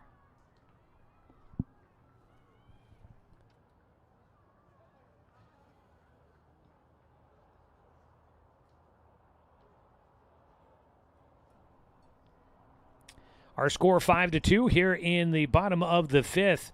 Sheldon trying to win 3 straight against Roseburg and really kind of shake things up in the Southwest Conference standings after this week's action. We'll see if Roseburg can stave off a sweep at the hands of the Irish. Amos Bowers up to bat with runners at first and second and nobody out in the bottom of the 5th, trailing by 3. Roseburg an opportunity to cut into the deficit.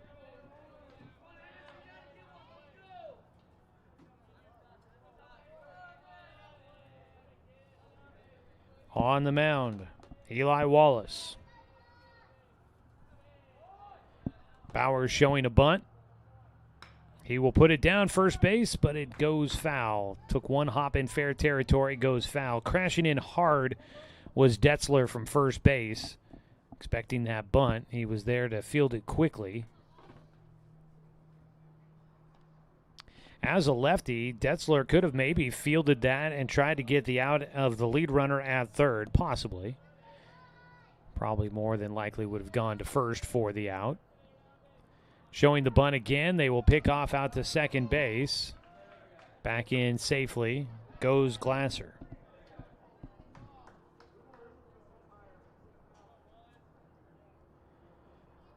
No balls and a strike.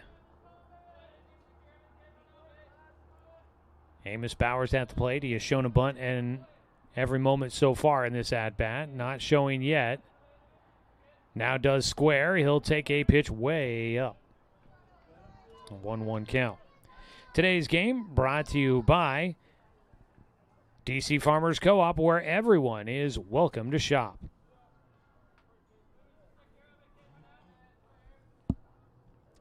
A 1-1 count. Nobody out.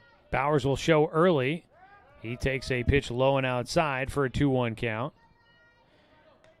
At first base, Jackson Detzler continues to charge in. Covering at the bag is Cam Thomas, the second baseman. He makes his way over to first each time. A 2-1 delivery for Eli Wallace with 2 runners on base. Good speed out there. Bowers will bunt it down third base side. It is fielded by Wallace. He will throw to first. Makes a nice toss over there. Thomas covering the bag, and so Bowers does what was needed, a sac bunt. That will move both runners into scoring position for Fletcher Coleman. Next batter is number 9, Fletcher Coleman. 1 out. Coleman will try to see if he can bring home a run to close down the gap, trailing by 3.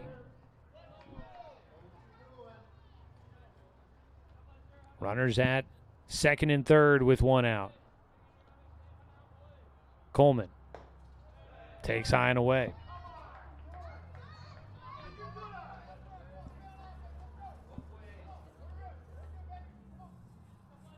A 1-0 count. Low and inside. Well, Roseburg here today, they scored 2 in the second inning. It was the first time they had scored more than 1 run in an inning. So you're looking at where they're at right now. They'd really like to put a crooked number up there. There's a pitch up, a 3-0 count. They've had this opportunity here with 2 runners in scoring position, just 1 out. You'd like to be able to get more than just 1 out of this scenario. It's a 3-0 pitch to Coleman, and he will take ball 4.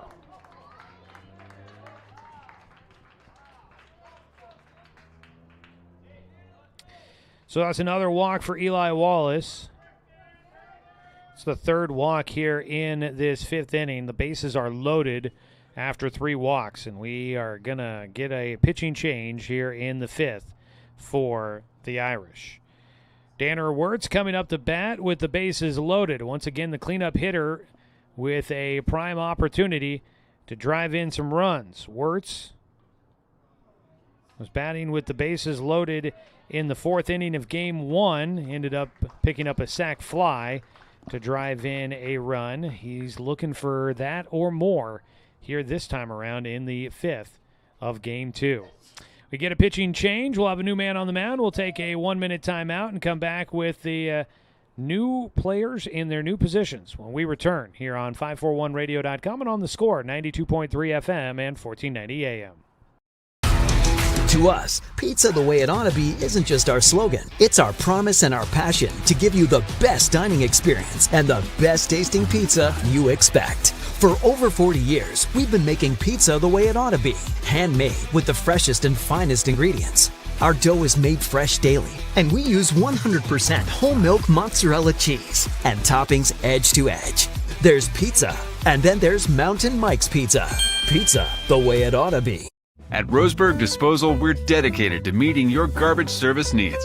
Started in 1932 by brothers Norm and Orville John, Roseburg Disposal continues to be owned and operated by the John family today, now in its 3rd generation. Providing residential and commercial garbage disposal and recycling, we serve the greater Roseburg area. Invested in our community, our company has participated in many community projects, both financially and through donated services.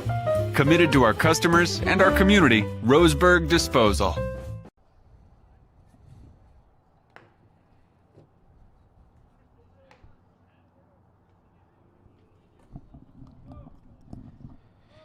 Taking over in the ball game will be Keaton Welch. He pitched 1 inning in relief in game 1.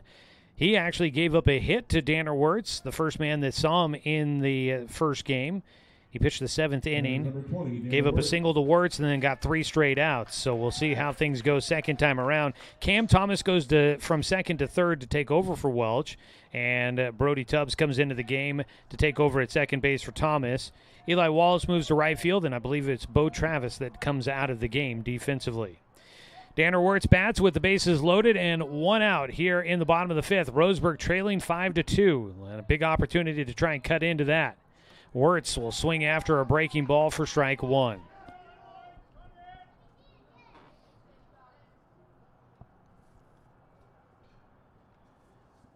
A quick visit out to the mound for the catcher, Chase Calling. Make sure the catcher and pitcher, the battery mates, are on the same page as they make their way through this one. 0-1 pitch for Welch. Danner waits. Wirtz will take a breaking ball for strike 2. Sat on it, let it come in, but never pulled the trigger on that slow breaking ball. So it's an 0-2 count. Wirtz will look to protect.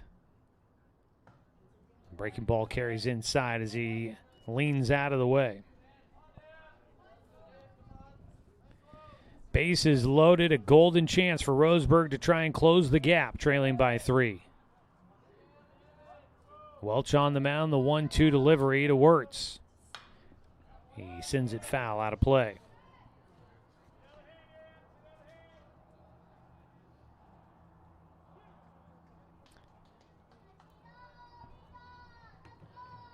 One-two count.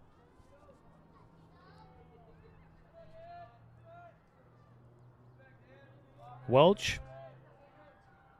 Breaking ball hit through the left side. That'll score 1. Burke heading around third. They're going to put the brakes on late. He was ready to go home, but Coach Thompson gives him the stop signal at the last minute and holds him there. Might have been the right idea. That throw got back in quickly from Rodman in left. Delivering with an RBI single through the left side, Danner Wirtz comes up with a big hit, his second hit against Keaton Welch in relief. Roseburg gets 1 back. They trail 5-3. Coming in to score was Rylan Glasser. Paxton Burke went second to third. Pitch outside, ball 1. To A.J. Black. You've got Burke at third, Fletcher Coleman at second, Danner Wirtz at first.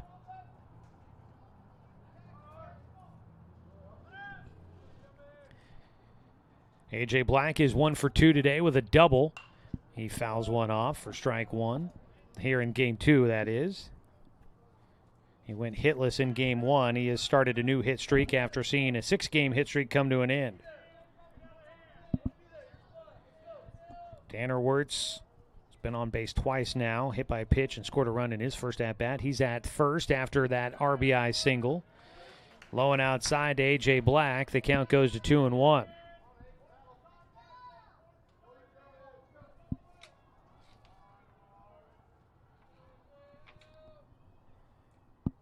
The 2-1 pitch for Keaton Welch. Opposite field, but fouled out of play. Deep down that right field line for strike 2 by Black.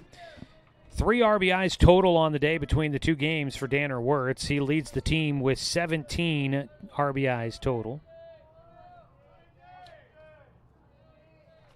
A.J. Black came into today's action tied with Wirtz for the team lead in RBIs.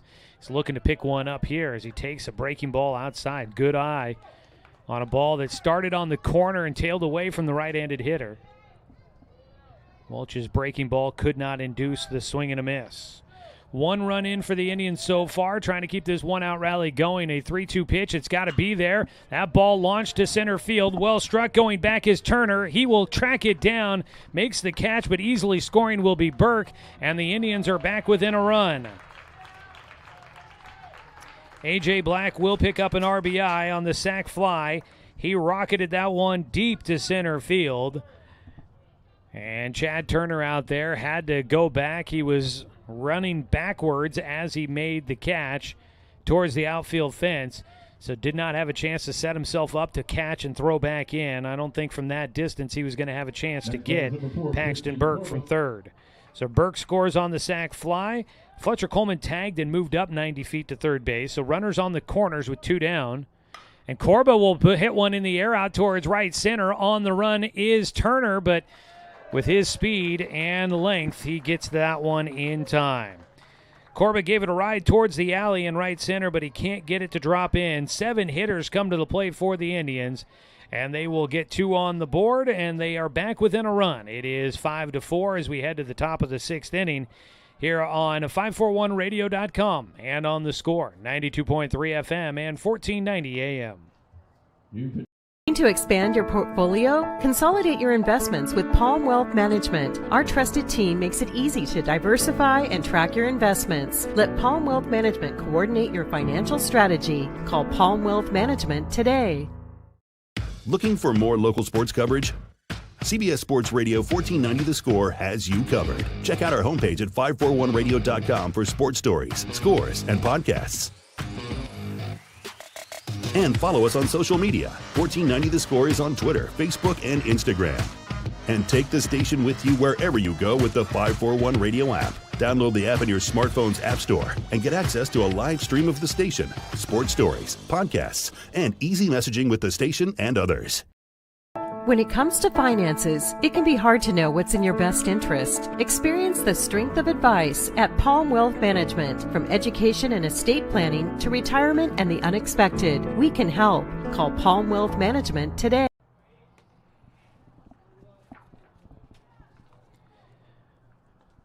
The day on the mound is done for the freshman Christian Corba. He goes 5 innings, gives up 5 runs on 5 hits, had 8 strikeouts, 2 walks, and 3 hit batters. He will move to center field. Fletcher Coleman will move to right field for the Indians. And they will bring in Paxton Burke, who moves from shortstop to the mound. So Grayson Coate will take over for A.J. Black at third. Black will go to shortstop to take over for Burke. Burke goes to the mound. The man coming out of the game will be Rylan Glasser. First pitch outside, ball 1 to Eli Wallace. Wallace will take one at the knees for a strike, 1-1 count. Kind of a sidearm, 3/4 arm slot for Paxton Burke. His 1-1 pitch is fouled back by Wallace. Paxton comes in, making his 5th appearance on the mound. He's thrown 5 innings total as he misses for a 2-2 count. Throw 5 innings. He's got 2 wins, no losses, a 4.20 ERA. This 2-2 pitch is outside for a full count. Burke has walked 7 and struck out 7 and walked 3 in his time on the mound. 3-2 pitch, ground ball left side, will get through. A base knock for Wallace to start off things here in the top of the 6th. Wallace, now in right field, starts things off for a base knock for the Irish. He is on base for a 3rd time. He's been hit by a pitch and walked and now has a single. That's the 6th hit in the game for the Irish. Roseburg with 4 hits in this one. Neither team with an error. Showing a bunt, taking a breaking ball low for a 1-0 count.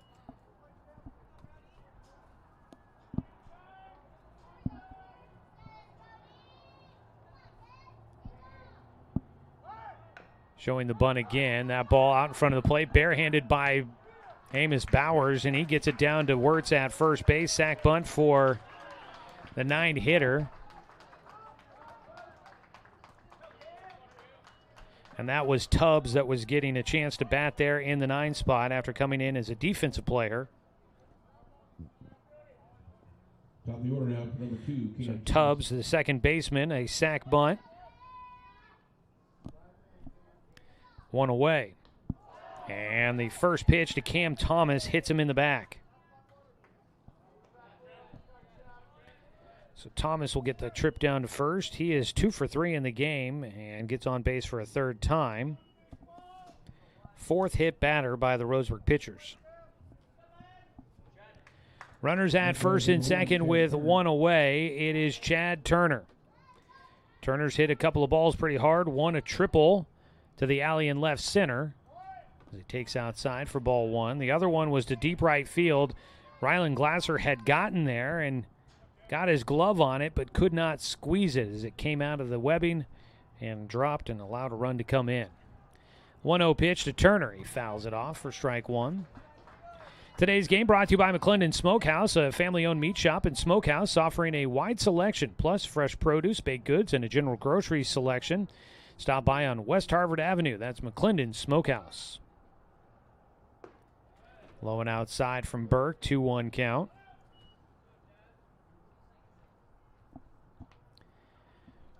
So right now, Christian Corba on the hook for the loss for the Indians. A 1-run ball game, 5-4, is a swing and a miss by Turner for strike 2.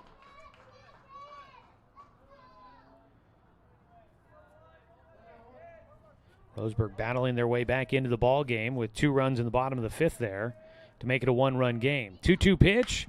That ball down the opposite field line, foul.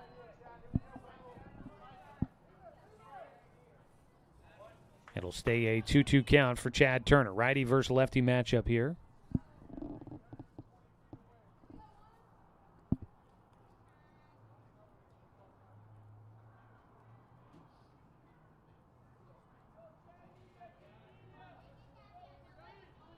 Wait for the foul ball to be collected. Brady Popkin will be the guy to go get that. 2-2 count. Outside, the count goes full. Game 2 of a doubleheader. Sheldon leading and trying to finish off a 3-game sweep of the Irish. Or excuse me, the Indians. Ground ball, poked it through. Out to left field. Nick Ruiz up with it. The throw coming to the plate, and it will not get there in time. Sheldon gets a run back on a 1-out single to left field by Chad Turner. He picks up his 3rd RBI in the game. He just took a defensive swing, poked it opposite field, saw the opening at short, and snuck it through. So that'll bring up Jackson Detzler with runners at first and second, and still just 1 out. The first pitch in the dirt, 1-0. Scoring from second was Wallace. Ruiz got a pretty good throw in, but the relay throw just took a half second too long to get to the plate. Inside, 2-0 count for Detzler.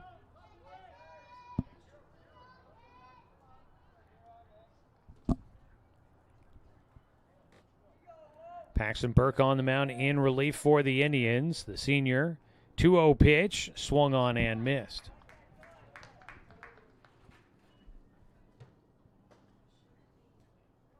Late afternoon action for us here at the ballpark. A doubleheader for the Indians. Burke delivers off speed, ground ball chopper, first base side, and it eats up Danner Wirtz, rolls into right field. A run will score. And there's runners on the corners. The Irish have stretched it back out to a 3-run advantage.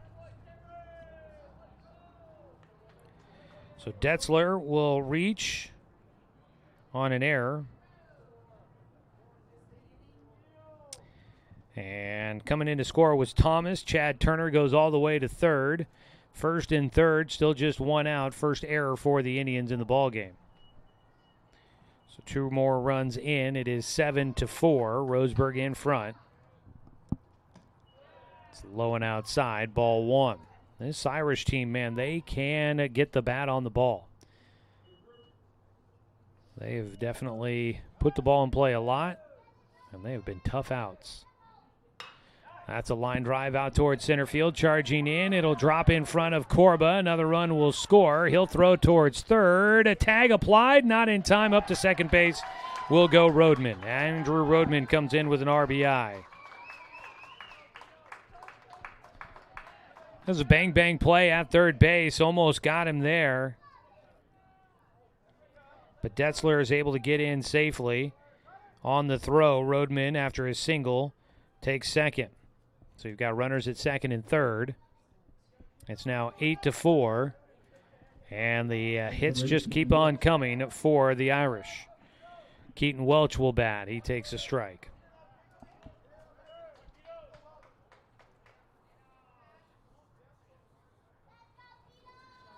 Oh, 1 count.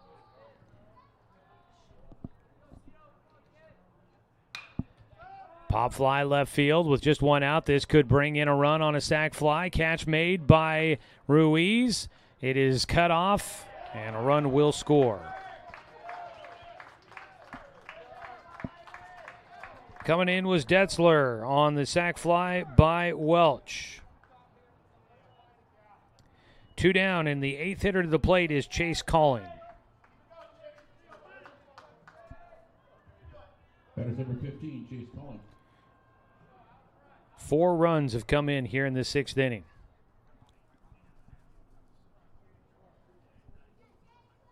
Calling will bat. He is 0 for 3 with 3 strikeouts. All of them were against Christian Corba, and he takes strike 1.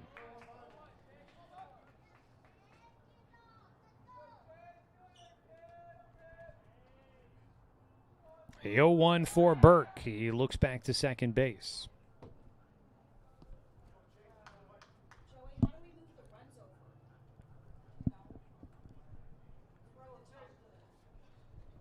Oh, 1 count. Ground ball right side. Short hop knocked down by Young, but he will not get a play made, and they're going to score another run.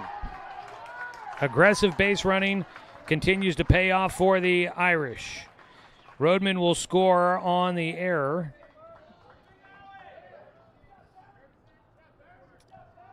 It was a high bounding ball, and Mason Young just got stuck in between hops, knocked it down, could not get back to the baseball in time to get a throw to first to retire Chase Calling. So man at first, another run scores. It is 10-4, and Jose Leon is the 9th hitter to the plate.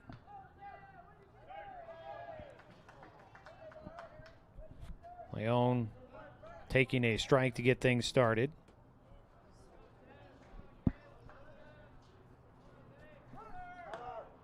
Swing and a miss, throw down to second base, and A.J. Black couldn't scoop it up cleanly to apply the tag. There's 2 down. Jose Leon with an 0-2 count.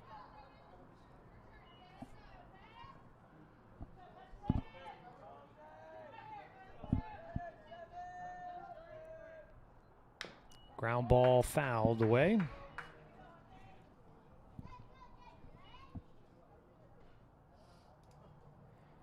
One ball, 2 strikes. Leon 0 for 3 with 3 strikeouts. Burke trying to get through this 6th inning. 5 runs have come in. Swing and a miss. That'll do it. Leon will strike out for a 4th time here in this one. 9 hitters come to the plate for the Irish. And they will add 5 more runs on the board. They lead it by a score of 10-4 as we go to the bottom of the 6th here on 541radio.com and on the Score, 92.3 FM and 1490 AM. For over 100 years, Douglas County Farmers Co-op has been serving the needs of farmers, ranchers, and homeowners throughout Southern Oregon. Here, everyone is welcome. When you shop with us, you can expect good people, good products, and good advice. No membership needed. Just bring yourself, and we'll provide the expertise and products you need to tackle your next project. Douglas County Farmers Co-op, where everyone is welcome to shop. Are you an enthusiastic sports fan? Want to have fun and get in on the action? Heck yes, that'd be awesome. Have great attention to detail? Want to stay active? Definitely. Want to give back to the student athletes in your community? Obviously, yes. Then you'd make an excellent high school sports official. We need more officials in Oregon, because with no high school officials, there are no high school sports. Sign up today at highschoolofficials.com.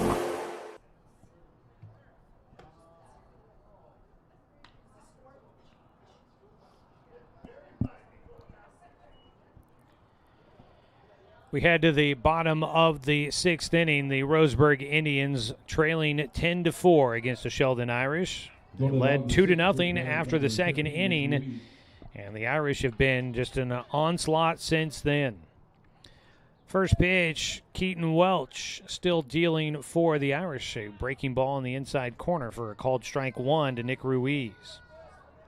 Welch came in the fifth inning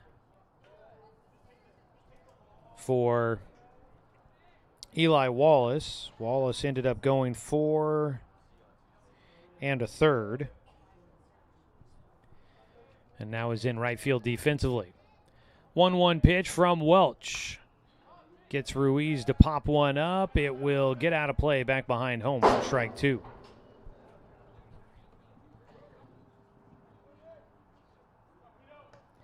Eli Wallace goes 4 1/3 innings. He gave up 3 hits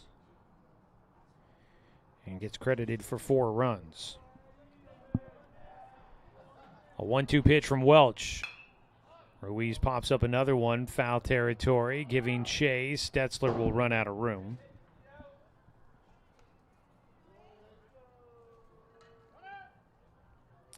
Taking a look-see here. 1, 2, 4 walks by Wallace and 1 hit batter.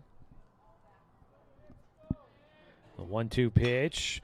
Slapped right side, diving to tap. It's a fair ball. Throw to the bag will not be there in time. Trying to get over to cover was Welch, but a nice play by Detzler at first base. Knocked it down, but he didn't have a chance to get to the bag himself. Flipped it there. Didn't have anybody there covering for him in time. That'll be a base knock for Nick Ruiz, his second hit in the game. Sharp ball down the line, covered nicely by Detzler, but had to leave his feet to get there. Knocked it down into foul territory, trying to chase it. Got to it. Nobody at the bag to cover for him. First pitch, Mason Young flies one out towards right field. Battling the sun out there is Wallace. He will make the catch for the first out here in the sixth for the Indians. Rylan Glasser will bat. Now batting number 18, Grayson Coates. Here in the 9 spot, Rylan Glasser comes out of the game defensively for Grayson Coate. So Coate will get his first at-bat of the game, and he takes outside for ball 1.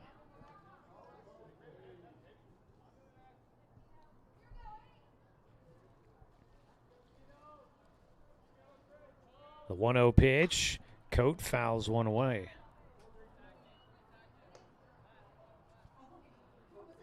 Grayson Coate hitting .333 on the year. He's got 3 hits and 9 at-bats. He's got a 1-1 pitch. That one out towards right field. On the run is Wallace. That ball is over his head, out of his reach, rolls all the way to the wall. Having to get up and go is Ruiz. Coate will get to second base, and there's runners in scoring position for Roseburg. Tough ball out there in the sun, but that ball well struck by Coate. He'll have a double as it gets over the head of Eli Wallace in right field. Nick Ruiz had to hold in case that ball got caught. It looked initially like Wallace had a read on it, and it carried over his head. So Ruiz was slowed down by that, had to get back up to full speed, makes his way all the way to third. Runners at second and third as the top of the order comes up to bat for the Indians. Paxton Burke 0 for 2 in this game, walked his last time and scored a run. Roseburg needs 6 to tie this one up here in the bottom of the 6th. Paxton will pop one out towards left field. Not very deep. Ruiz with good speed, but I don't know if he's going to. That was not quite deep enough for him to try, and he will hold that third. 2 away.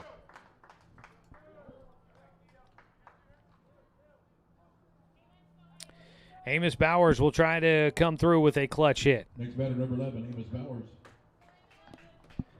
For Grayson Coate, that's his third double. He's had 4 hits, and he's got 3 doubles on the year.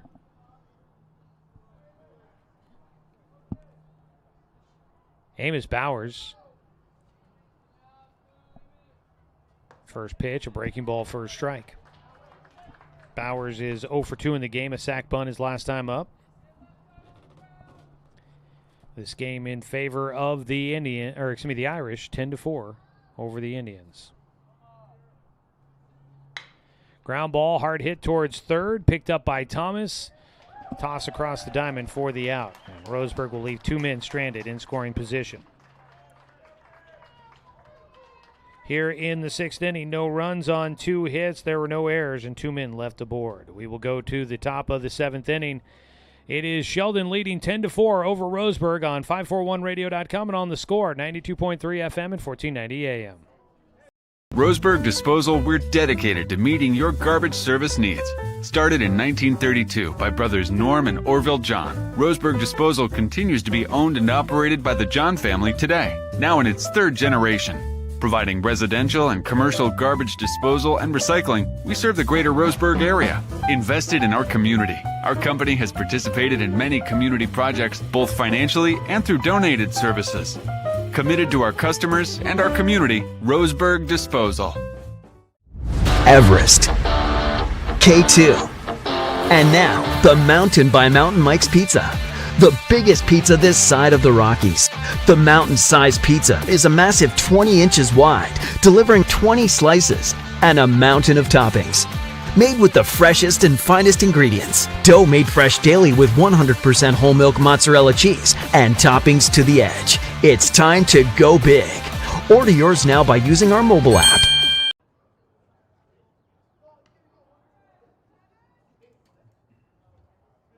Moved down to the top of the 7th, first batter for Sheldon, number 17, Eli Wallace.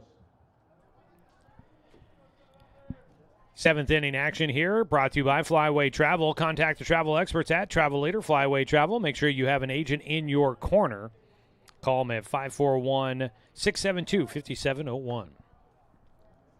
Eli Wallace will stand in, takes a pitch for ball 1 from Paxton Burke. Burke's 1-0 pitch, swung on and missed by Wallace. Wallace was the first man to face off against Burke back in the 6th inning. Burke came in relief. Check swing fouled away. Wallace ended up sneaking a base hit through the left side of the diamond and would have come around to score eventually. Burke got touched up for 5 runs in that 6th inning. The 1-2 goes behind the batter.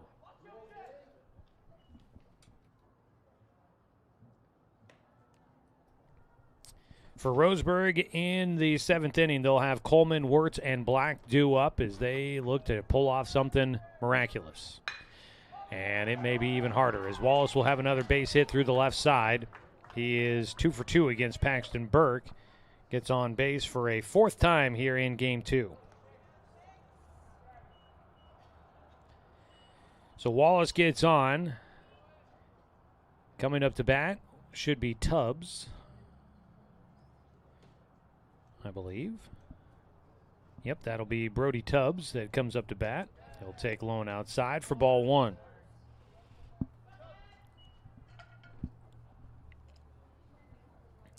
South Medford in Game 2 against Willamette is leading 5-0 in the top of the 5th. That would be a big win in the conference. Shake things up, hand the Wolverines their first loss in league play. As the pitch misses, 2-0 count. Ground ball towards short. Black will backhand, gets it to Young. Relay over to Wirtz, sets a double play.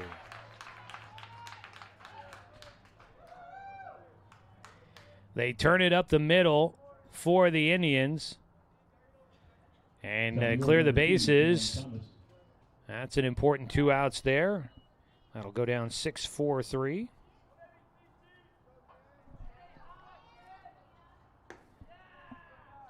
That clears him off there. Nice job defensively for the Indians. 1-0 pitch in for a strike against the top of the order, Cam Thomas.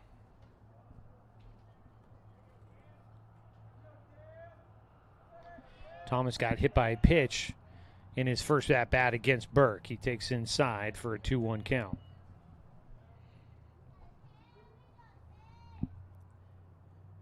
Burke trying to make it a clean frame. Give his team any chance possible. A line drive fly ball out to right field, and it gets on Fletcher Coleman quickly as he battles the sun, but he does make the catch, and that'll wrap things up. In a roundabout way, a 1-2-3 inning for the Indians defensively. No runs, the one hit, no errors, and nobody left on base. A clean frame, a 0 on the board for the Irish.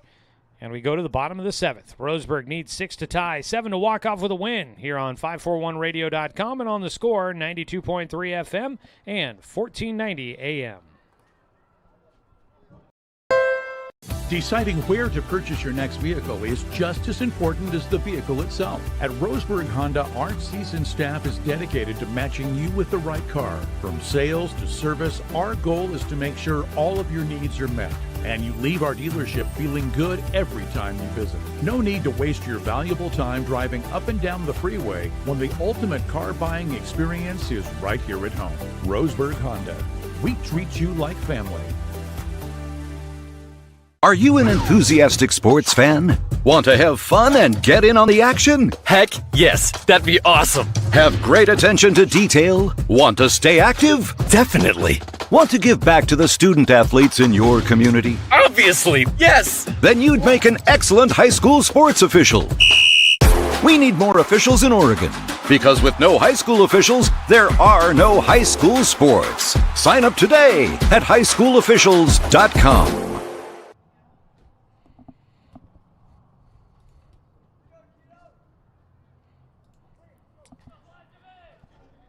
Keaton Welch will try to close this one out again. Let's see, he came in the 5th inning. It would not be a full 3 innings of work, so it's not a save situation for him. His first pitch is called a strike on the inside corner against Fletcher Coleman, who is 0 for 2 with a walk in this one.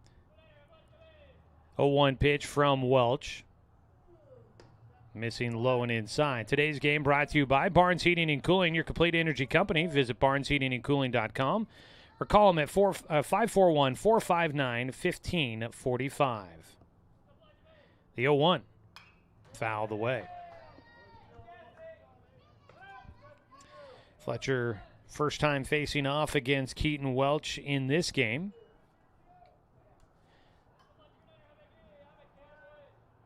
Time called by Coleman before the next pitch. Well, looks like some coaching shakeups in Major League Baseball. Boston Red Sox firing their manager and multiple other coaches today. Line drive shot to right field. Base knock for Fletcher Coleman. He'll have a hit in his, what presumably will be his final at-bat of the game. Starts things off for Roseburg on the positive foot. See if they can keep building. That is number 20, Danner Wirtz. That'll be the 7th hit in the game for Roseburg. Up to bat will be Danner Wirtz. He is 1 for 2 in the game. Had an RBI single in the 5th inning as a pickoff throw to first, not in time.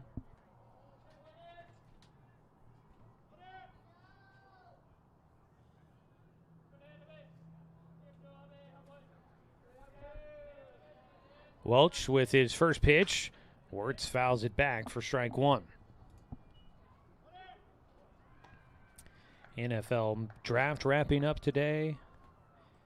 Been a lot of talk about the Raiders and their draft picks here in the booth this afternoon. 0-1 pitch is high, 1-1 count.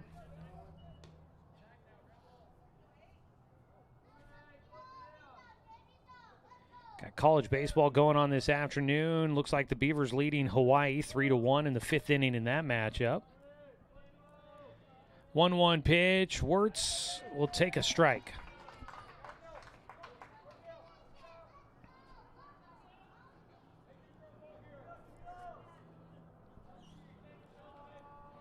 One-two count.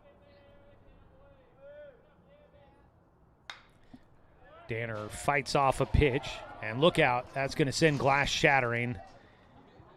That ball went into the lights, and we'll have a bit of a break in the action here to make sure that they are able to clear away any shattered glass that might be on the playing surface somewhere. This happened in an Umpqua Riverhawks baseball game here recently.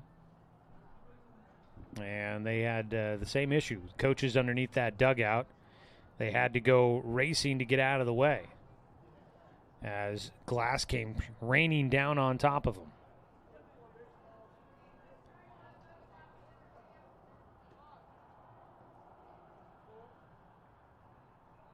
So we have a bit of a break in the action here.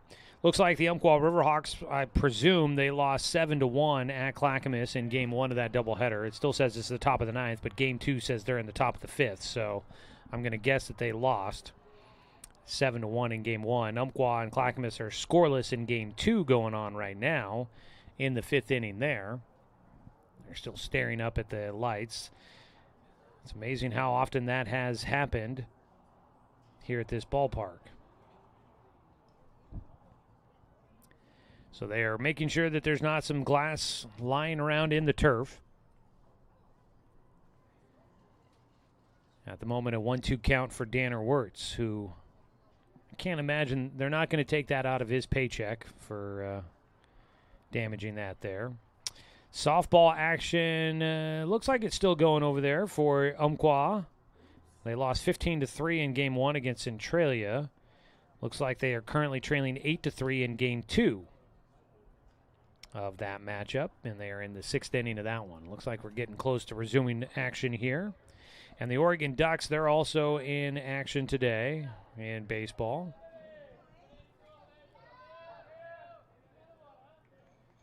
See about getting some updates on the Ducks for you.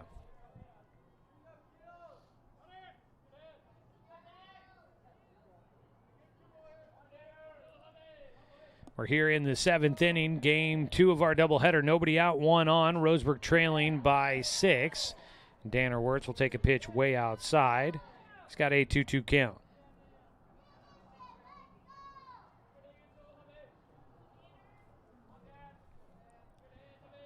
The 2-2 pitch from Welch. Inside, the count goes full.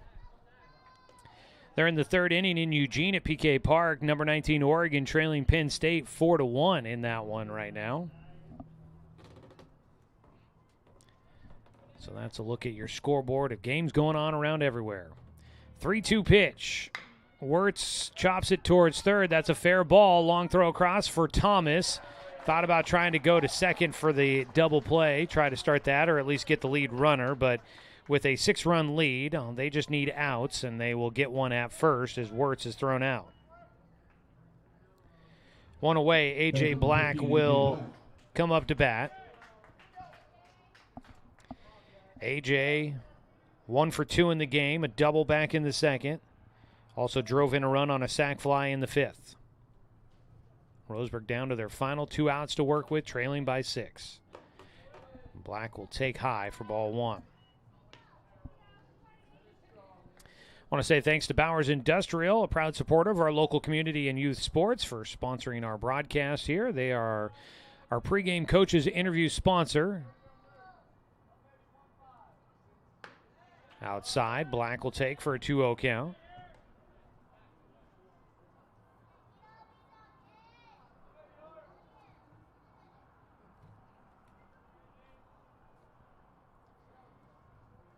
A 2-0 delivery from Welch.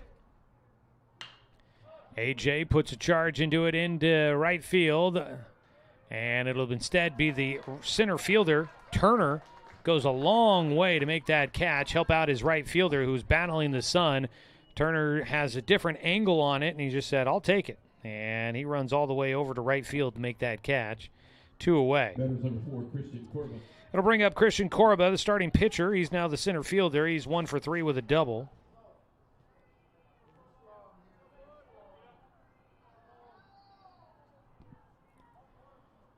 A 6-run lead for the Irish, trying to close out a sweep of the Indians. Corba will take a breaking ball outside. It looks like Game 2, North Medford putting it on South Eugene. They're up 14-0. And South Medford leading Willamette 6-0. Ground ball up the middle, goes underneath the feet, and that'll go out towards center field. Corba will have a base hit and drive in a run. Second hit in the game for Corba. He's not done yet. And that'll bring in Fletcher Coleman from second base. It's a 5-run ball game. Number 13, Still 2 outs for the Indians, and Nick Ruiz, who is 2 for 3 in the game, will bat with a man at first. So South Medford can hang on against the Wolverines. That'll knock the Willamette Wolverines out of the unbeaten ranks in the Southwest Conference. There's a pitch low and outside. 1-0 count to start for Ruiz. Willamette was alone in first place when the day started. They won Game 1, but they're in danger of losing Game 2 and suffering their first league loss. Outside, a 2-0 count. Roseburg started this week undefeated in league play as they took on Sheldon. But it looks like they are headed to their 3rd consecutive league loss unless they can pull off a miraculous 2-out rally.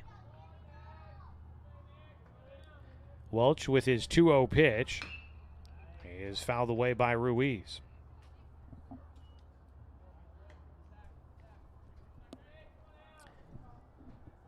Two balls and a strike with 2 away. At first base is Corba. Final out of today's doubleheader, hanging in the balance here. The 2-1. A breaking ball, slow breaking ball for a strike. And Ruiz is down to his final strike.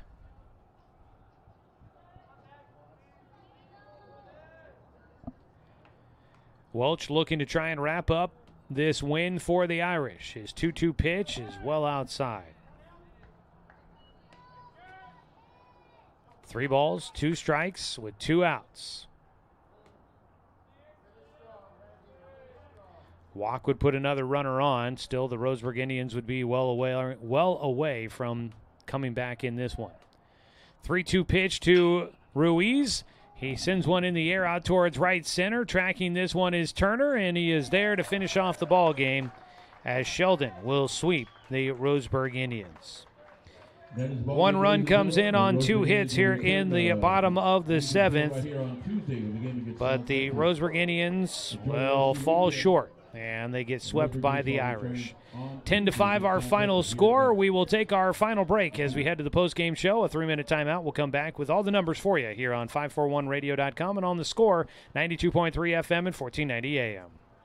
When it comes to finances, it can be hard to know what's in your best interest. Experience the strength of advice at Palm Wealth Management. From education and estate planning to retirement and the unexpected, we can help. Call Palm Wealth Management today. My wife and I moved to Oregon to raise a family, set our roots, and to have a lot of fun outdoors. We quickly realized that we needed a truck or a rig for the projects that we were doing in the backyard. When we were looking to find a place to finance our truck, we asked our patients, and everyone recommended Cascade Community Credit Union. It was so easy to work with Cascade. Everything was done via email, phone, and we didn't even need to go in. I can't wait to finish up the projects in the backyard, go on more adventures in our truck with our boys, and I look forward to working with Cascade again in the future. We are Douglas County Farmers Co-op, but we're not just for farmers. We serve all residents of Douglas County because we are Douglas County. Stop by today for everything from a tank of gas to a bite to eat anytime you're hungry. Pick up something for yourself, your home, and those you care for. Celebrating 100 years of service, Douglas County Farmers Co-op. Good people, good products, and good advice. To us, pizza the way it ought to be isn't just our slogan. It's our promise and our passion to give you the best dining experience and the best tasting pizza you expect. For over 40 years, we've been making pizza the way it ought to be, handmade with the freshest and finest ingredients. Our dough is made fresh daily, and we use 100% whole milk mozzarella cheese and toppings edge to edge. There's pizza, and then there's Mountain Mike's Pizza. Pizza the way it ought to be. Looking to expand your portfolio? Consolidate your investments with Palm Wealth Management. Our trusted team makes it easy to diversify and track your investments. Let Palm Wealth Management coordinate your financial strategy. Call Palm Wealth Management today. At Roseburg Disposal, we're dedicated to meeting your garbage service needs. Started in 1932 by brothers Norm and Orville John, Roseburg Disposal continues to be owned and operated by the John family today, now in its third generation. Providing residential and commercial garbage disposal and recycling, we serve the greater Roseburg area. Invested in our community, our company has participated in many community projects, both financially and through donated services. Committed to our customers and our community, Roseburg Disposal. Successful companies have a very important secret. Good advertising works and makes them money. That's why your business should contact Lotus Media Group. Let us help you cash in with multimedia advertising. Multiple touches from Douglas County's only Google certified partner and most effective advertising platform. Web, broadcast, print. Make it happen. LotusMediaGroupLLC.com.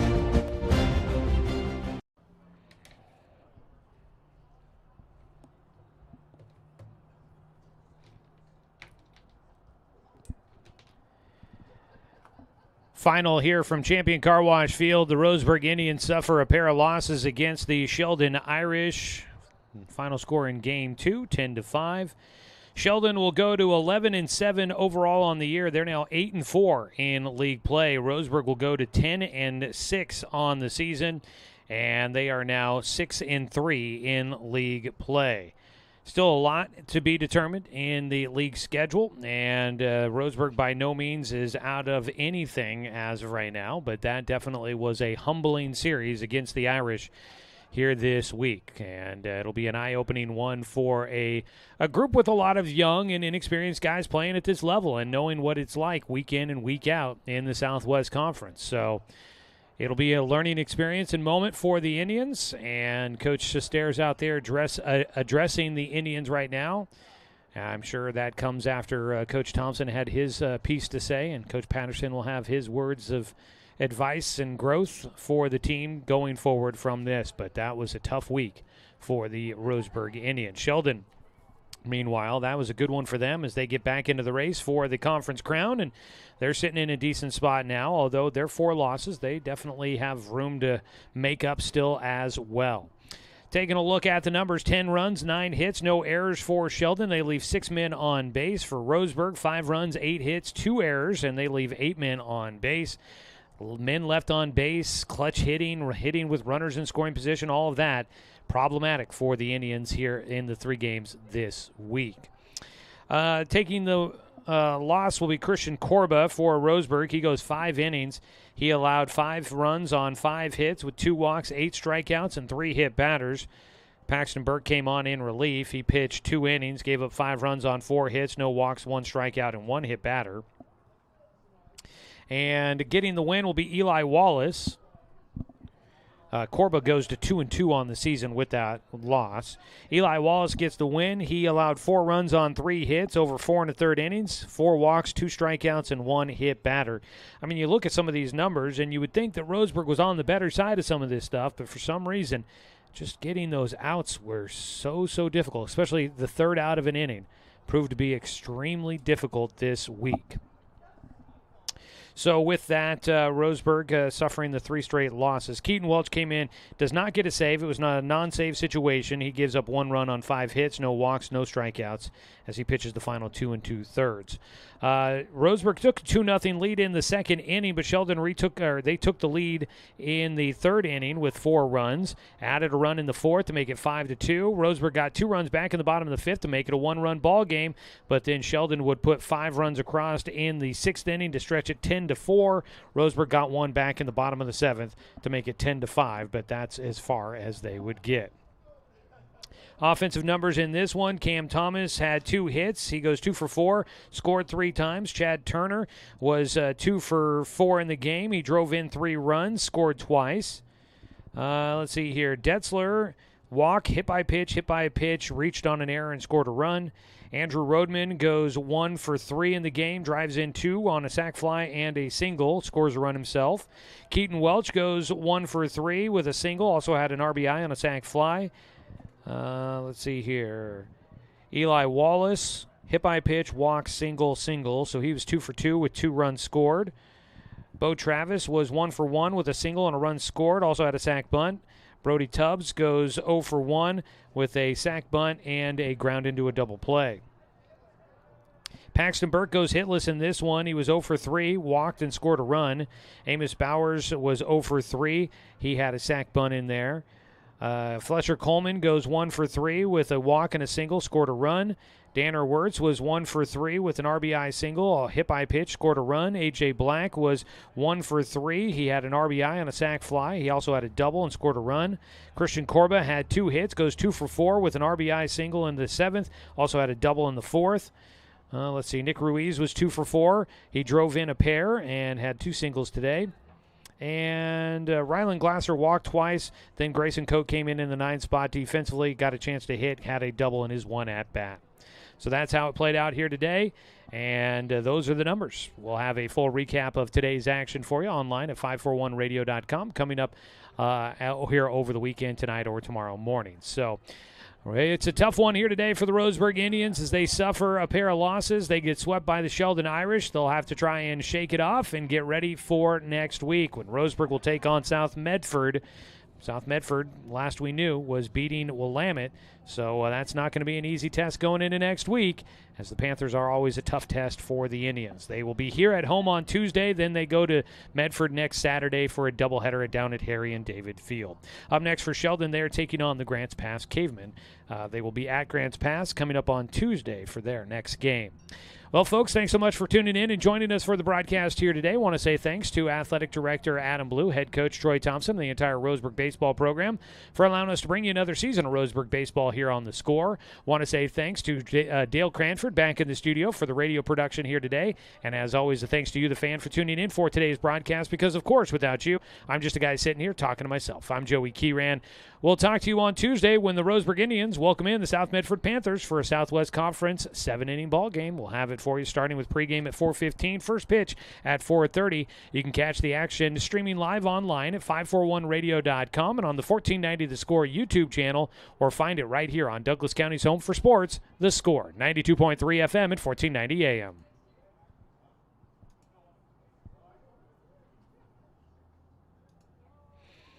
No argument here.